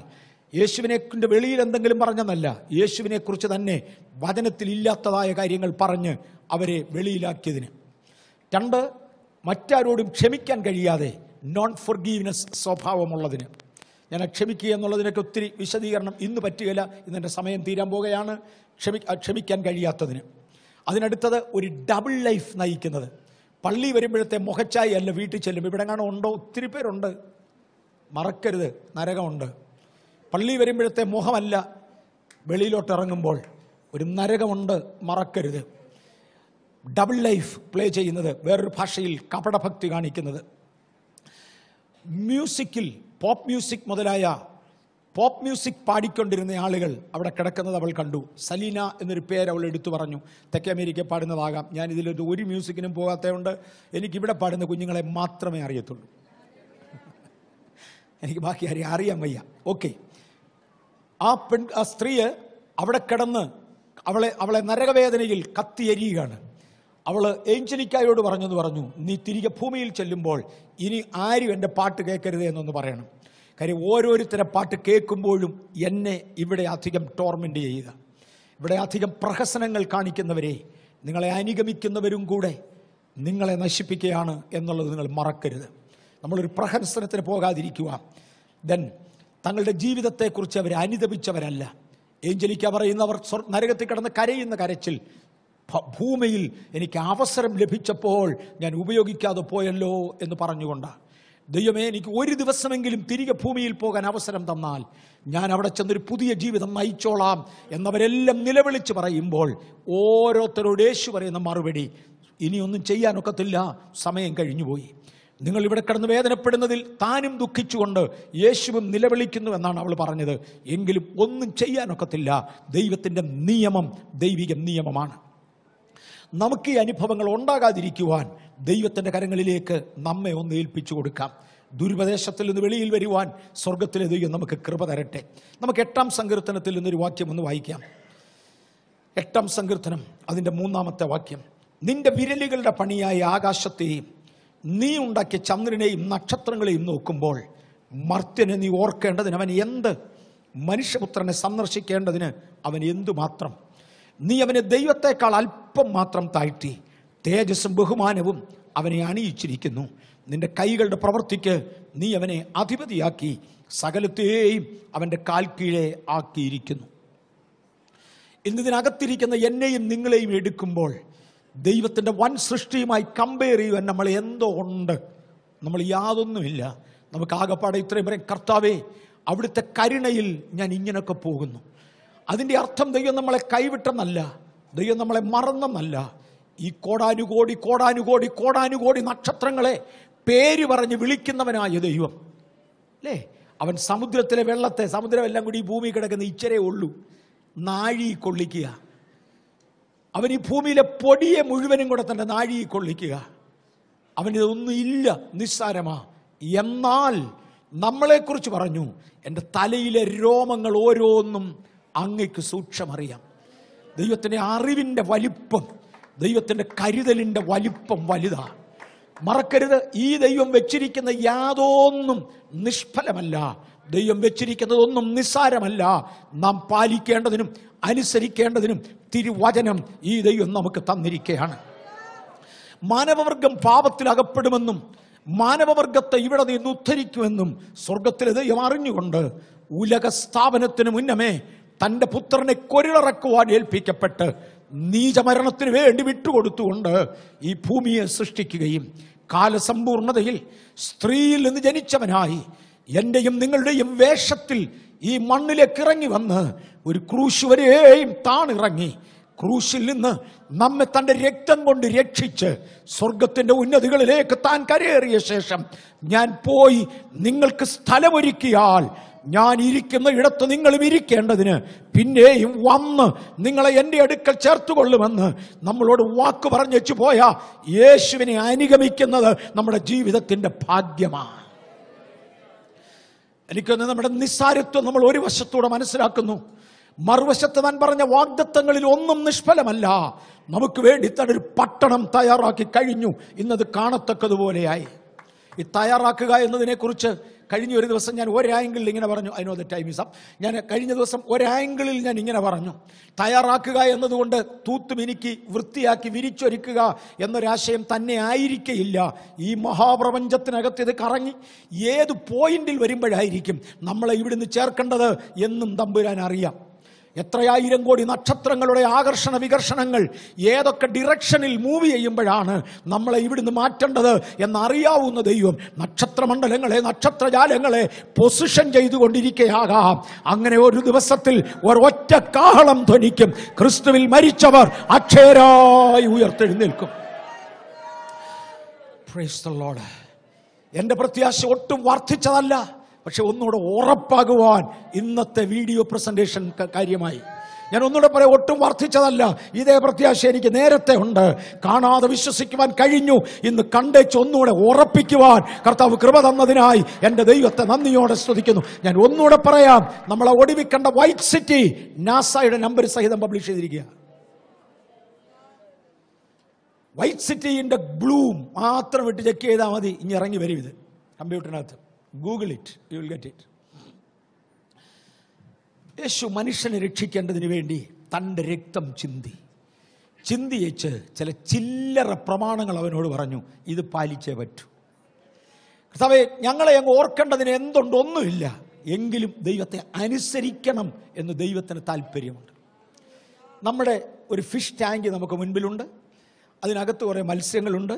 വലിയതായിട്ട് വളരുമെന്ന് കണ്ട് കൊണ്ടിട്ടത് വളർന്നില്ല. വളരാഞ്ഞതിൻ്റെ കാരണമൊക്കെ ഇപ്പോൾ ഏറെക്കുറെ അറിയാം. ഈ ഫിഷറിയിൽ PhD എടുത്ത ഒരു പെൺകുട്ടിയെ ഞാൻ കഴിഞ്ഞ വർഷം കണ്ടു.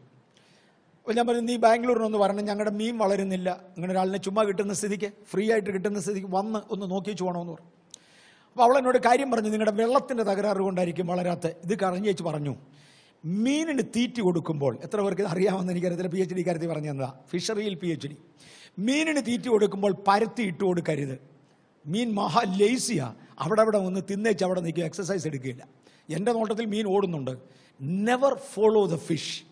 നീ തീറ്റി ഇടുന്നിടത്ത് ഫിഷ് വന്ന് തിന്നണം. കൊച്ചു കുളത്തിലെ കാര്യം അല്ലി പറയുന്നേ. ഒരു വലിയ കുളത്തിൽ തീറ്റി ഇടാൻ ഒരു പ്രത്യേക സ്ഥാനം വേണം. നമ്മുടെയൊക്കെ അതുണ്ട്. ആ സ്ഥാനത്ത് മത്സ്യങ്ങൾ വന്ന് തിന്നേച്ച് തിരിച്ചു പോകണം. എടാ, ചുമ്മാ വെള്ളത്തിൽ കൂടെ നടക്കുന്ന മീന് അനുസരിച്ചെങ്കിൽ മാത്രമേ വളരത്തുള്ളെന്ന് തമ്പുരാൻ അറിയാവുന്നു. അങ്ങനെ ആണെങ്കിൽ ഭൂമിയിൽ ജീവിക്കുന്ന നാം അനുസരിക്കണമെന്ന് പറയുന്നതിലെ തകരാറെവിടെയെന്ന്, ഇതിലെ തകരാറെവിടെ? അനുസരിക്കാൻ പ്രയാസമുള്ള ഭാരിച്ചതൊന്നും നമ്മുടെ മേൽ തമ്പുരാൻ കൊണ്ട് വെച്ചില്ല.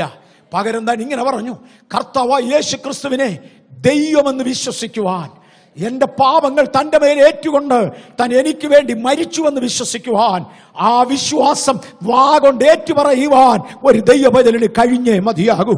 വിശ്വാസത്തിന്റെ തുടക്കം അവിടെയാ. ആ നിമിഷം മുതൽ ആ വ്യക്തി യേശുവുമായി ബന്ധപ്പെടുന്നു. യേശുവുമായി ആ വ്യക്തി ഒന്നായി ചേരുന്നു. ഹൃദയം കൊണ്ട് നീതിക്കായി വിശ്വസിക്കുകയും വാഗൊണ്ട് രക്ഷയ്ക്കായി ഏറ്റുപറയുകയും ചെയ്യുക. ഇന്ന് വരെയും ഹൃദയം കൊണ്ട് നീതിക്കായി വിശ്വസിക്കുകയും വാഗൊണ്ട് രക്ഷയ്ക്കായി ഏറ്റുപറയുകയും ചെയ്യാത്ത ആരെങ്കിലും ഇവിടെ ഉണ്ടെങ്കിൽ ഇന്ന് പകൽ ഞാൻ നിങ്ങൾക്കൊരവസരം തരാൻ പോകുകയാ. എനിക്കറിയത്തില്ല എത്ര ഞായറാഴ്ച പ്രസംഗിക്കാൻ ദൈവം അവസരം തരുമെന്ന്. ഞാൻ മരിക്കുന്നത് വരെ എല്ലാ ഞായറാഴ്ച പ്രസംഗിക്കാൻ ദൈവം അവസരം തന്നാൽ ഞാനിത് ചെയ്യും. ഒരുപക്ഷെ വരുന്ന ഞായറാഴ്ച നമ്മൾ ഇവിടെ ഇല്ലെങ്കിൽ മധ്യാകാശത്തിൽ നമ്മൾ ഒരുമിച്ച് കാണും. എന്നാൽ ഇന്ന് വരെ യേശുവിനെ രക്ഷകനെന്ന് വാഗൊണ്ട് ഏറ്റുപറയുവാൻ അവസരം ലഭിക്കാത്ത ഒരൊറ്റയാളെങ്കിലും ഇന്ന് എന്നെ ശ്രദ്ധിച്ചിരുന്നെങ്കിൽ ഞാൻ ഈ വിളിച്ചു പറയുന്ന പുസ്തകം പൊട്ടത്തരമല്ല. യുഗങ്ങളെ ഭേദിച്ചുകൊണ്ട് മുന്നേറിയ ഈ പുസ്തകത്തിനായി ഞാൻ എൻ്റെ ദൈവത്തെ സ്തുതിക്കുന്നു. 16ാമത്തെ നൂറ്റാണ്ടിൽ ജീവിച്ചിരുന്ന വോൾട്ടയർ എന്ന ശാസ്ത്രജ്ഞൻ, 16ാം നൂറ്റാണ്ടിൽ ജീവിച്ചിരുന്ന വോൾട്ടയർ എന്ന ശാസ്ത്രജ്ഞൻ ഒരിക്കൽ ഇങ്ങനെ പറഞ്ഞു, 16ാം നൂറ്റാണ്ട് തീരുന്നതോടെ ഈ മതഗ്രന്ഥം തീർന്നിരിക്കും. 17ാം നൂറ്റാണ്ടിൽ 18ാം നൂറ്റാണ്ടിൽ അതിൻ്റെ ഒരു കോപ്പി വേണമെങ്കിൽ പുരാവസ്തുക്കൾ വെച്ചിരിക്കുന്ന വല്ല മ്യൂസിയത്തിലും തപ്പണം. ഇത് ലോകം വായിക്കയില്ല. നിങ്ങൾക്കറിയാമോ, 16-ാം നൂറ്റാണ്ടിൽ വേദപുസ്തകം പുതിയ ഭാഷകളിലേക്ക് തർജ്ജമ ചെയ്യാൻ തുടങ്ങി. 17-ാമത്തെ നൂറ്റാണ്ടിൽ വോൾട്ടയർ കടക്കാരനായി വിറ്റേച്ചു പോയ വീട് ബൈബിൾ സൊസൈറ്റി വിലയ്ക്ക് വാങ്ങി. 18-ാം നൂറ്റാണ്ടിന്റെ അവസാനമായതോടെ ഭൂലോകത്തിലെ ഏറ്റവും വലിയ ബൈബിൾ ഡിപ്പോ വോൾട്ടയറുടെ പഴയ വീടായിരുന്നു. അനേക ചിന്തകന്മാർ ഈ പുസ്തകത്തിന്റെ നേരെ തങ്ങളുടെ ചുറ്റിക വെച്ച് ആഞ്ഞടിച്ചു. അവരുടെ ചുറ്റിക തകർന്നതല്ലാതെ തിരുവചനത്തിന് കേടുണ്ടായില്ല. ഹല്ലേലൂയ. അനേക എതിരാളികൾ എഴുന്നേറ്റു. തിരുവചനം നിലനിൽക്കുന്നു. ഇന്ന് ഭൂലോക ചരിത്രത്തിൽ ഏറ്റവും വായിക്കപ്പെടുന്നതും ഭൂലോക ചരിത്രത്തിൽ ഏറ്റവും വിശ്വസിക്കപ്പെടുന്നതും ഭൂലോക ചരിത്രത്തിൽ ഏറ്റവും അധികം ആളുകൾ അനുകരിക്കുന്നതുമായ ഈ ദിവ്യ വചനം പറയുന്നു, ഒരു വ്യത്യാസവുമില്ല. ഈ വചനം പറയുന്നു, ഒരു വ്യത്യാസവുമില്ല. എല്ലാവരും പാപം ചെയ്തു, ഒരുപോലെ ദൈവ തേജസ്സില്ലാത്തവരായി. ഈ കാര്യം മുന്നറിഞ്ഞവനായ ദൈവം പാപമില്ലാത്ത ദൈവ കുഞ്ഞാടാകുന്ന ക്രിസ്തുവിനെ കാൽവറിയിൽ മരിച്ച് എനിക്കും നിങ്ങൾക്കും വേണ്ടി മറുവിലയായി എന്റെ പാപം തന്റെ മേലേറ്റുകൊണ്ട് എനിക്ക് വേണ്ടി മരിച്ച് നമുക്ക് വേണ്ടി മരിച്ച് നമ്മെ ഉദ്ധരിക്കുവാൻ സ്വർഗത്തിന് പ്രസാദമായി. ദൈവത്തിന് മതവ്യത്യാസമില്ല, ഭാഷാ വ്യത്യാസമില്ല, ആണും പെണ്ണും എന്ന വ്യത്യാസമില്ല, പ്രായ വ്യത്യാസമില്ല. ഒരു ദൈവത്തിന് ഒരു മാനവജാതി, ദൈവത്തിന് മനുഷ്യനും ഇടയിൽ മധ്യസ്ഥനും ഒരുവൻ, മനുഷ്യനായി തീർന്ന ക്രിസ്തുവേശു തന്നെ. ആ യേശു പറഞ്ഞു, യേശുവിനെ ദൈവമെന്ന്, ഏകദൈവമെന്ന് വിശ്വസിക്കുകയും ഞാൻ ആ യേശുവിന് വേണ്ടി ജീവിക്കുമെന്ന് ഹൃദയത്തിന്റെ അടിത്തട്ടിൽ നിന്ന് വാഗൊണ്ട് ഏറ്റുപറയുകയും ചെയ്യുന്ന വ്യക്തി ദൈവപൈതലാകുവാൻ അധികാരം ഏറ്റുവാങ്ങി. അവനെ കൈക്കണ്ടവന്റെ നാമത്തിൽ വിശ്വസിക്കുന്ന ഏവർക്കും ദൈവമക്കളാകുവാൻ അധികാരം. ദൈവമക്കളായെന്നല്ല എഴുതിയിരിക്കുന്നേ, ആകാൻ അധികാരം കിട്ടിയെന്നേ ഉള്ളൂ. ഞാനും പണ്ട് ദൈവമക്കളായി എന്ന് പറഞ്ഞു പോയി. ദൈവം എന്നോട് ക്ഷമിക്കട്ടെ, ശിശുവായിരുന്നപ്പോൾ ശിശുവിനെ പോലെ ചിന്തിച്ച് അങ്ങനെ അല്ല എഴുതിയിരിക്കുന്നത്. ദൈവമക്കളാകാൻ അധികാരം കിട്ടി. ഇനി അവരെന്നാ വേണം? പിതാവിൻ്റെയും പുത്രൻ്റെയും പരിശുദ്ധാത്മാവിൻ്റെയും നാമത്തിൽ സ്നാനമേറ്റ് യേശുവിനോട് ചേരണം. തീർന്നോ? ഇല്ല. കർത്താവ് രക്ഷിക്കപ്പെടുന്നവരെ ദിനംപ്രതി സഭയോട് ചേർത്തുകൊണ്ടിരുന്നു. രക്ഷിക്കപ്പെടുന്നവരെ എന്ന മലയാള പ്രസ്താവന തെറ്റായ തർജ്ജമയാ. Those who are supposed to be such as should be saved. രക്ഷിക്കപ്പെടണം എന്നുള്ളവരെ കർത്താവ് ദിനം പ്രതി സഭയോട് ചേർത്തുകൊണ്ടിരുന്നു. രക്ഷിക്കപ്പെട്ട് കഴിഞ്ഞവരെയല്ല. He added them unto the church such as should be saved. അപ്പോസ്തല പ്രവൃത്തികളുടെ പുസ്തകം 2-ാം അധ്യായത്തിന്റെ ഒടുവിലത്തെ വാക്യം കിങ് ജെയിംസിൽ ദയവായി ഒന്ന് പ്രൊജക്ട് ചെയ്താലും പ്ലീസ്. അവർ എടുക്കട്ടെ, അപ്പോഴത്തേക്ക് നമുക്ക് മുന്നോട്ട് പോകാം. രക്ഷിക്കപ്പെടുവാൻ ഉള്ളവരെ കർത്താവ് ദിനം പ്രതി സഭയോട് ചേർത്തു. അവർ അപ്പോസ്തലന്മാരുടെ കൈകളിൽ സ്നാനമേറ്റു. അവർ ലോകത്തിൽ നിന്ന് വേർപാടാചരിച്ചു. അവർ അപ്പോസ്തലന്മാരുടെ ഉപദേശം കേട്ടു. അവർ അപ്പോസ്തലന്മാരുമായി കൂട്ടായ്മ ആചരിച്ചു. അവർ അപ്പം നുറുക്കി. അവർ ദൈവകൃപയെ അനുഭവിച്ചു. വേറൊരു ഭാഷയിൽ റോമാലേഖനം 6-ാം അധ്യായ പ്രകാരം യേശു ക്രിസ്തുവിനോട് ചേരുവാൻ സ്നാനമേറ്റിരിക്കുന്നവരായ നാം ലോകത്തിനും പാപത്തിനും മരിച്ചവരെന്നും ക്രിസ്തുവിന് ജീവിക്കുന്നവരെന്നും തന്നെത്താൻ എണ്ണിക്കൊണ്ട് നാൾതോറും ഒരു ജീവിതം നയിച്ചാൽ അവർ രക്ഷിക്കപ്പെട്ടു.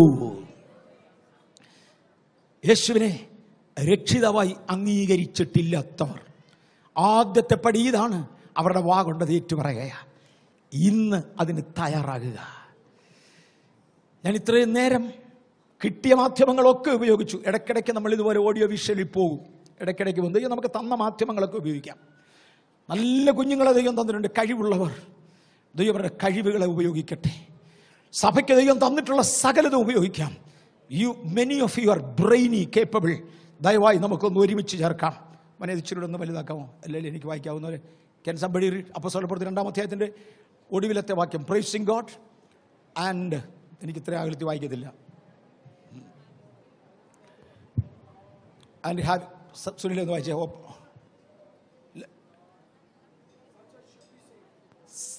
And the Lord added to the church daily such as should be saved. രക്ഷിക്കപ്പെട്ടവരെ സഭയോട് ചേർത്തു. നല്ല എഴുതിയിരിക്കുന്നേ, രക്ഷിക്കപ്പെടേണ്ടവരെ സഭയോട് ചേർത്തു. ഇന്ന് ഈ സഭയ്ക്കകത്തിരിക്കുന്ന ദൈവവൈതലേ, രക്ഷ കംപ്ലീറ്റ് ആയില്ല. നോ, നിങ്ങൾ രക്ഷിക്കപ്പെടണമെന്ന് ദൈവത്തിന് താല്പര്യമുണ്ട്. You should be saved. അതിനുവേണ്ടി നിങ്ങളെ സഭയിലേക്ക് കൊണ്ടുവന്നു. ദൈവകൃപയിൽ നടക്കുവാൻ, ദൈവവ്യവസ്ഥയിൽ നടക്കുവാൻ ഞങ്ങളാവോളം ഞങ്ങളെ തന്നെ ദൈവസന്നിധിയിൽ ഞങ്ങൾ കമ്മിറ്റ് ചെയ്യുകയാണ്. നിങ്ങൾക്ക് പ്രോത്സാഹനം തരും, ദൈവവചനം തന്നുകൊണ്ടിരിക്കും. കഴിവുള്ളിടത്തോളം ക്രിസ്തു ഞങ്ങൾക്ക് മാതൃകയായിരുന്നതുപോലെ ക്രിസ്തീയ അപ്പസ്തോലിക മാതൃകയിൽ മുൻപോട്ട് പോയി സഭയ്ക്ക് മാതൃകയായിരിക്കുവാൻ ഞാൻ എന്നെ ഒരു പ്രാവശ്യം കൂടെ സമർപ്പിക്കുകയാണ്. എന്നാൽ ഇന്ന് പകൽ വരെയും യേശുവുമായുള്ള ബന്ധത്തിൽ വരുവാൻ കഴിയാതെ പോയ ആരെങ്കിലും ഇതിനകത്തുണ്ടെങ്കിൽ നമ്മളെ തന്നെ ചതിക്കരുത്. ഇന്ന് പകൽ ഒരു അവസരമായി ഉപയോഗിക്കാം, ഒരു തീരുമാനം നമുക്കെടുക്കാം. ഇന്ന് വരെ സ്നാനപ്പെടാത്ത ഒരാൾ ഇതിനകത്തുണ്ടെങ്കിൽ, സ്നാനത്തെക്കുറിച്ച് എനിക്ക് ഇച്ചിരി കൂടെ ഡെപ്തിൽ പോകണമെന്നുണ്ട്. 5 മിനിറ്റ് കൊണ്ട് തീർക്കാൻ പോകാം. 5 മിനിറ്റ്. പണ്ട് നമുക്ക് എല്ലാ മാസവും ഒരു പ്രാവശ്യം ഞാൻ ഇവിടെ വെച്ച് എടുക്കുമായിരുന്നു. ഇപ്പൊ 1 വർഷത്തോളമായി അല്ലേ, ഓൾമോസ്റ്റ് 1 ഇയർ സ്നാനത്തെക്കുറിച്ച് ഇവിടെ വെച്ച് എടുത്തിട്ടില്ല. അടുത്തൊരു ദിവസം ഞാനത് എടുത്തോളാം. എന്നാൽ ഇന്ന് ഇത്രയും ഞാനൊന്ന് പറഞ്ഞോട്ടെ. ഒന്ന്, പിതാവായ ദൈവത്താൽ നിയമിക്കപ്പെട്ടതാണ് വെള്ളത്തിലെ സ്നാനം. ഓരോന്നിനും 2-3 വാക്യം ഇതും തെളിവ് തരാം. ഇപ്പൊ പറയാൻ നേരമില്ലാത്ത ഉണ്ടാ. 2, കർത്താവായ യേശു ക്രിസ്തുവിനാൽ കൽപ്പിക്കപ്പെട്ടതാണ് വെള്ളത്തിലെ സ്നാനം. 3, അപ്പോസ്തലന്മാർ കൽപ്പിച്ചതാണ് വെള്ളത്തിലെ സ്നാനം. 4, ദൈവസഭയുടെ 1-ാം നൂറ്റാണ്ടിലെ സഭയുടെ പ്രാക്ടീസ് ആയിരുന്നു വെള്ളത്തിലെ സ്നാനം.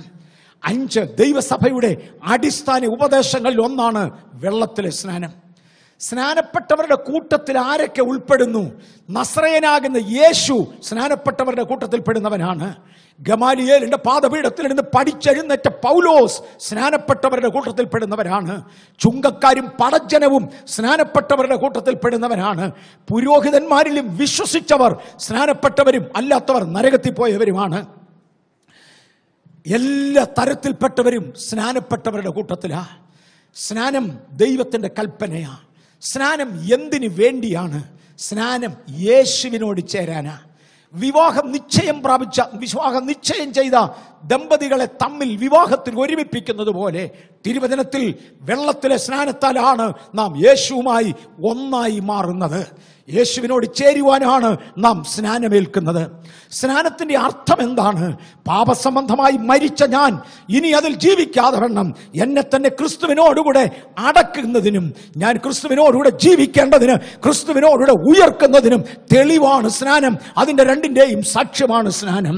സ്നാനപ്പെട്ട് കഴിഞ്ഞ വ്യക്തിയുടെ കടമ എന്താണ്? ക്രിസ്തുവിനെ പ്രസാദിപ്പിച്ചുകൊണ്ട് നാൾതോറും നടക്കയാണ്. ഇതിനിടയ്ക്ക് ഏതെങ്കിലും ഒരു ഘടകം മാറ്റിവെക്കാമോ? ഇല്ല കുഞ്ഞെ, ഇല്ല. ആറ്റം മുതൽ പ്രപഞ്ചം വരെ ഡിസൈൻ ചെയ്തവൻ ഒരു ഒറ്റ പ്രമാണത്തിൽ ഡിസൈൻ ചെയ്തെങ്കിൽ, മനസ്സിലാകുന്നുണ്ടോ?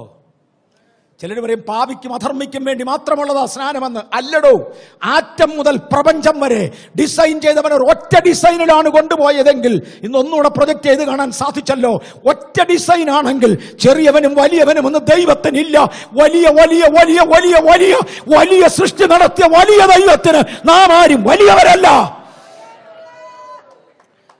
ആരെയും തള്ളിക്കളയാതെ എല്ലാവരെയും താൻ മാനിക്കുന്നുണ്ട്.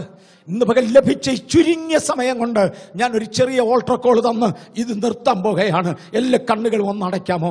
ശുശ്രൂഷകന്മാരൊന്ന് എഴുന്നേറ്റ് നിന്നു. ഇതിനകത്തൊരു വലിയ ദൈവശക്തി ഈ ചില മിനിറ്റുകൾ കൊണ്ട് വ്യാപരിക്കട്ടെ. എൻ്റെ കർത്താവും എൻ്റെ ദൈവവുമേ, ഇന്ന് ഞങ്ങളുടെ മുമ്പിൽ ഇരിക്കുന്ന അങ്ങയുടെ ജനം, കർത്താവേ, ഈ ടെന്റിന്റെ കീഴിലിരിക്കുന്ന അങ്ങയുടെ ജനം ദൈവത്തിന്റെ സാന്നിധ്യം അറിയേണ്ടതിന് അവിടുത്തെ വലിയ ആത്മശക്തി ഈ അന്തരീക്ഷത്തിന്റെ പേരൊന്ന് മൂടണമേ. ഞങ്ങളുടെ ഹൃദയങ്ങളെ കുരുടാക്കിക്കൊണ്ടിരുന്ന കണ്ണുകളെ കുരുടാക്കിക്കൊണ്ടിരുന്ന അന്ധകാര പിശാച് ഞങ്ങളുടെ കാൽ കീഴാകയാൽ അവനെ ഞങ്ങളുടെ കാൽ കീഴാക്കിയ യേശുവിന്റെ നാമത്തില്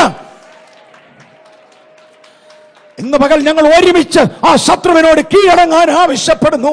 ഹൃദയങ്ങൾ തുറന്നു വരേണ്ടതിന് മീതെ അന്തരീക്ഷം തുറക്കട്ടെ.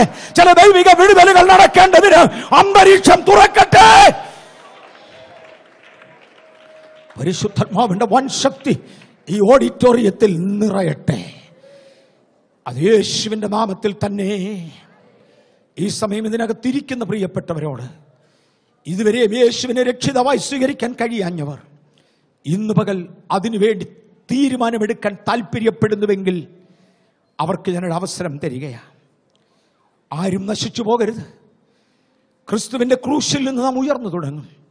മലയാളത്തിലൊരു പാട്ടുകാരൻ പാടി, മഞ്ഞിടത്തിൽ ക്രൂശതിൽ നിന്നും ഉയർന്നുയർന്നുയർന്നുയർന്നുയർന്ന് ഉന്നതമായ സ്വർഗത്തിൽ എന്റെ വാസസ്ഥലം തരുവാൻ തക്കവണ്ണം എന്നെ ഉയർത്തുന്നവനായ ദൈവം, ആ യേശു എന്റെ ഏകരക്ഷകനാണെന്നും ഏക സത്യദൈവമായ അങ്ങയെ ഞാൻ വിശ്വസിക്കുന്നുവെന്നും അങ്ങയ്ക്ക് വേണ്ടി ഞാൻ ജീവിക്കുമെന്നും എന്റെ ജീവിതത്തെ പരസ്യമായി പ്രതിഷ്ഠിക്കുന്നുവെന്ന് പറയുവാൻ ഇതുവരെയും കഴിയാങ്ങി ആരെങ്കിലും ഇവിടെ ഉണ്ടെങ്കിൽ ഇന്ന് പകൽ പരിശുദ്ധാത്മാവ് നിങ്ങളോട് ആവശ്യപ്പെടുന്ന ഈ സമയം അതിനുവേണ്ടി ഞങ്ങളൊരു അവസരം തരും. നിങ്ങൾക്ക് ഇന്നതിനൊരു അവസരം ഉണ്ടായിരിക്കും. 2, ഞാൻ ഇതുവരെയും സ്നാനപ്പെട്ടതല്ല, യേശുവിനോട് ചേരുവാൻ സ്നാനപ്പെടാൻ ഞാൻ ആഗ്രഹിക്കുന്നു. എനിക്കതിനൊരു അവസരം ലഭിക്കുമ്പോൾ ഞാൻ അതിലേക്ക് ഇറങ്ങി വരുവാൻ ആഗ്രഹിക്കുന്നു എന്ന് പറയുവാൻ ഇന്നാരെങ്കിലും ഉണ്ടെങ്കിൽ അവർക്ക് ഞാൻ ഒരു അവസരം തരാൻ പോകുകയാണ്. ദയവായി അങ്ങനെയുള്ളവർ എഴുന്നേറ്റാട്ടെ. 1, ഇതുവരെ ഞാൻ യേശുവിനെ രക്ഷകനായി ഏറ്റു പറഞ്ഞിട്ടില്ല, ഇന്ന് ഞാൻ യേശുവിനെ രക്ഷകനായി സ്വീകരിക്കുന്നു.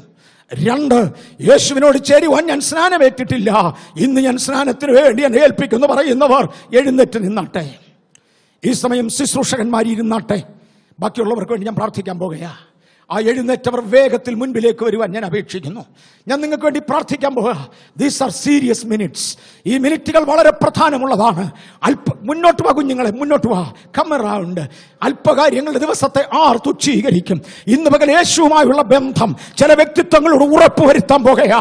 ഹേ പിശാചേ, നിന്റെ കയ്യിലിരുന്ന ചില ജീവിതങ്ങളെ സ്വർഗം ഇന്ന് തട്ടിപ്പറിച്ചിരിക്കുകയാണ്. മരണത്തിന് അധീനനായ പിശാച്, മരണത്തിന് യജമാനനായ പിശാച് പിടിച്ചു വച്ചിരുന്ന ചിലതിനെ യേശുവിന്റെ നാമത്തിൽ ഇന്ന് പകൽ ബലാത്കാരേണ കർത്താവ് തിരികെ പിടിക്കുക. യേശുവിനെ പുതുതായി അംഗീകരിക്കുന്നവർ മുൻപിലേക്ക് വരാം. ഇനിയും ആരുണ്ട്? എഴുന്നേറ്റ് മുൻപിലേക്ക് വാ. നിങ്ങളുടെ അവസരം തീർന്നില്ല. വരുന്ന ആഴ്ച ഇവിടെ സഭായോഗം ഉണ്ടെങ്കിൽ ഞങ്ങൾ യേശുവിനെ കുറിച്ച് പറഞ്ഞിരിക്കും. ഇവിടെ സഭായോഗം ഇല്ലെങ്കിൽ നിത്യതയിൽ നാം ഒരുമിച്ച് കൂടും. ഇനി ആരുണ്ട്? സ്നാനപ്പെട്ടിട്ടില്ലാത്തവർ, സ്നാനത്തിന് തയ്യാറെടുക്കുന്നവരുണ്ടെങ്കിൽ അവർ എഴുന്നേറ്റ് മുൻപിലേക്ക് വാ. ഇനി ആരെങ്കിലും ഉണ്ടെങ്കിൽ ശുശ്രൂഷകന്മാർ ദയവായി വന്നിവർക്ക് വേണ്ടി പ്രാർത്ഥിച്ചാലും, ദയവായി ശുശ്രൂഷകന്മാർ വന്നിവർക്ക് വേണ്ടി പ്രാർത്ഥിച്ചാലും. എനിക്കൊന്ന് ജോയ് ബ്രദർ ഒരു ഫോം എടുക്കാൻ താല്പര്യപ്പെടുന്നുണ്ട്. പ്രാർത്ഥിച്ചു കഴിഞ്ഞാൽ നിങ്ങൾ ആ ഫോമും കൂടെ പൂരിപ്പിക്കുമെങ്കിൽ പ്രത്യേകം നിങ്ങൾക്ക് വേണ്ടി പ്രാർത്ഥിക്കുന്നതായിരിക്കും. ഞാൻ ഓഡിയോയിലായി ഒന്നുകൂടെ വിളിക്കട്ടെ. ചില ഹൃദയങ്ങളിൽ പരിശുദ്ധാത്മാവ് പ്രേരണ തന്നുകൊണ്ടിരിക്കുകയാണെങ്കിൽ get up and move forward. ഞാൻ ഒടുവിൽ ഇന്ന് രോഗികൾക്കും കൂടെ പ്രാർത്ഥിച്ചേ നിർത്തത്തുള്ളൂ. എന്നാൽ ദൈവാത്മാവ് പ്രേരണ വരുന്നെങ്കിൽ എഴുന്നേറ്റ് മുൻപിലേക്ക് വാ. പരിശുദ്ധാത്മാവ് നിങ്ങളുടെ ഇടപെട്ടുകൊണ്ടിരിക്കുക. Come forward. ശുശ്രൂഷകന്മാർ ദയവായി ഇവർക്ക് വേണ്ടി പ്രാർത്ഥിക്കുകയും അവരുടെ ഓരോ ഫോം കൊടുക്കുകയും വേണം. കുഞ്ഞുങ്ങളെ, നിങ്ങൾ എടുക്കുന്ന ഈ തീരുമാനങ്ങൾ ജീവിതത്തിലെ ആദ്യ നിർണായകമായ തീരുമാനമാ. വിവാഹവേദിയിൽ കൈകൊടുക്കുന്ന ചെറുപ്പക്കാരനും ചെറുപ്പക്കാരിയും ജീവിതത്തിന്റെ പുതുമയിൽ പ്രവേശിക്കുന്നത് പോലെ ഇന്ന് മുതൽ യേശുവുമായി പോകുവാൻ നിങ്ങളൊരു പുതുമയിലേക്ക് കയറുക. സഭ മുഴുവൻ ഇവർക്ക് വേണ്ടി പ്രാർത്ഥിച്ചുകൊണ്ടിരിക്കണം.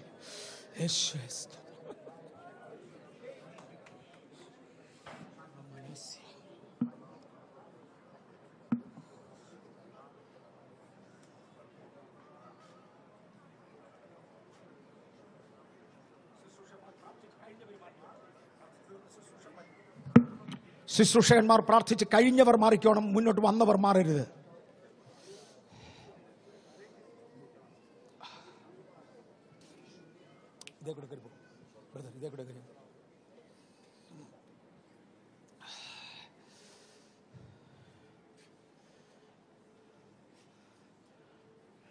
ആ ഫോം കയ്യിൽ കിട്ടിയവര് ദയവായി അത് പൂരിപ്പിച്ച് ആ പുറകിലത്തെ ഹെൽപ്പ് ഡെസ്കിൽ ഏൽപ്പിച്ച് പോകാവൂ എന്ന് ഞാൻ കർത്താവിൽ അപേക്ഷിക്കുന്നു. ഈ സമയം ദൈവാത്മാവ് എന്നെ കാണിച്ച 2 കാര്യങ്ങൾ. ഇടയ്ക്കിടയ്ക്ക് വായിൽ രക്തത്തിൻ്റെ ചുവ വരുന്നത്, മുമ്പിൽ നിൽക്കുന്നവരല്ല, ഇതിനകത്തിരിക്കുന്ന കൂട്ടത്തിൽ ഇടയ്ക്കിടയ്ക്ക് വായിൽ രക്തത്തിൻ്റെ ചുവ വരുന്ന, ചുമയ്ക്കുമ്പോഴോ എങ്ങനെയോ രക്തം വരുന്ന, വായിൽ രക്തം വരുന്ന ചിലർ 2 പേരുണ്ട്. ഈ പകൽ സൗഖ്യം പ്രാപിച്ചു മടങ്ങും. ദൈവാത്മാവ് എന്നെ ലിവറിൻ്റെ രോഗം കാണിക്കുന്നു. ലിവറിൻ്റെ, കരളിൻ്റെ രോഗം ഇന്ന് സൗഖ്യമായി അവരും മടങ്ങാൻ പോവുക. നമ്മുടെ സമയമായി ഇതുകൊണ്ട് ഞാൻ സഭയ്ക്ക് വേണ്ടി പ്രാർത്ഥിക്കട്ടെ. കർത്താവേ, ഞങ്ങൾ ഒരു പ്രാവശ്യം കൂടി ദൈവകരങ്ങളിലേക്ക് ഞങ്ങളെ ഏൽപ്പിക്കുന്നു. ഇന്ന് പകൽ രോഗികളെ ഞങ്ങൾ അങ്ങയുടെ കരങ്ങളിൽ തരുന്നു. ക്യാൻസറിന്റെ ആ ശല്യം മുതൽ ജീവിത ഭാരങ്ങളിൽ രോഗങ്ങളിലായിരിക്കുന്നവർ യേശുവിന്റെ നാമത്തിൽ സൗഖ്യമാകട്ടെ. ഇതിനകത്തും പുറത്തുമായി ഞങ്ങളുടെ പ്രാർത്ഥന ആവശ്യപ്പെട്ടവർ, പ്രത്യേക പ്രാർത്ഥന ആവശ്യപ്പെട്ടവർ ഇന്ന് പകൽ ദൈവിക വിടുതൽ ഏറ്റെടുക്കട്ടെ. അത് ഇന്ന് പകൽ സംഭവിക്കട്ടെ. രോഗശാന്തിയുടെ കൃപ തമ്പുരാൻ ദൈവസഭയ്ക്ക് തന്നതിനായി സ്തോത്രം. ഇതിനകത്തിരിക്കുന്ന ചെറിയവരെയും വലിയവരെയും ഞങ്ങൾ വീണ്ടും യേശുവിന്റെ നാമത്തിൽ അനുഗ്രഹിക്കുന്നു. അവർ തിരുമേനിക്ക് വേണ്ടി തിരുനാമ മഹത്വത്തിനായി വളരട്ടെ. മഹത്വം അങ്ങേക്ക് യേശുവിന്റെ നാമത്തിൽ തന്നെ പിതാവേ. പിതാവായ ദൈവത്തിന്റെ സ്നേഹവും നമ്മുടെ കർത്താവായ യേശു ക്രിസ്തുവിന്റെ കൃപയും പരിശുദ്ധാത്മാവാം ദൈവത്തിന്റെ കൂട്ടായ്മയും കാവലും നമ്മോട് ഓർത്ത് പ്രാർത്ഥിപ്പാൻ കടംപെട്ട ഓരോ ആവശ്യത്തോടും കൂടെ ഇന്ന് മുതൽ എന്നേക്കും കർത്താവിന്റെ വരവ് വരെയും ഉണ്ടായിരിക്കുമാറാകട്ടെ. കർത്താവിന് മഹത്വം. സമാധാനത്തോടെ മടങ്ങിപ്പോകാം.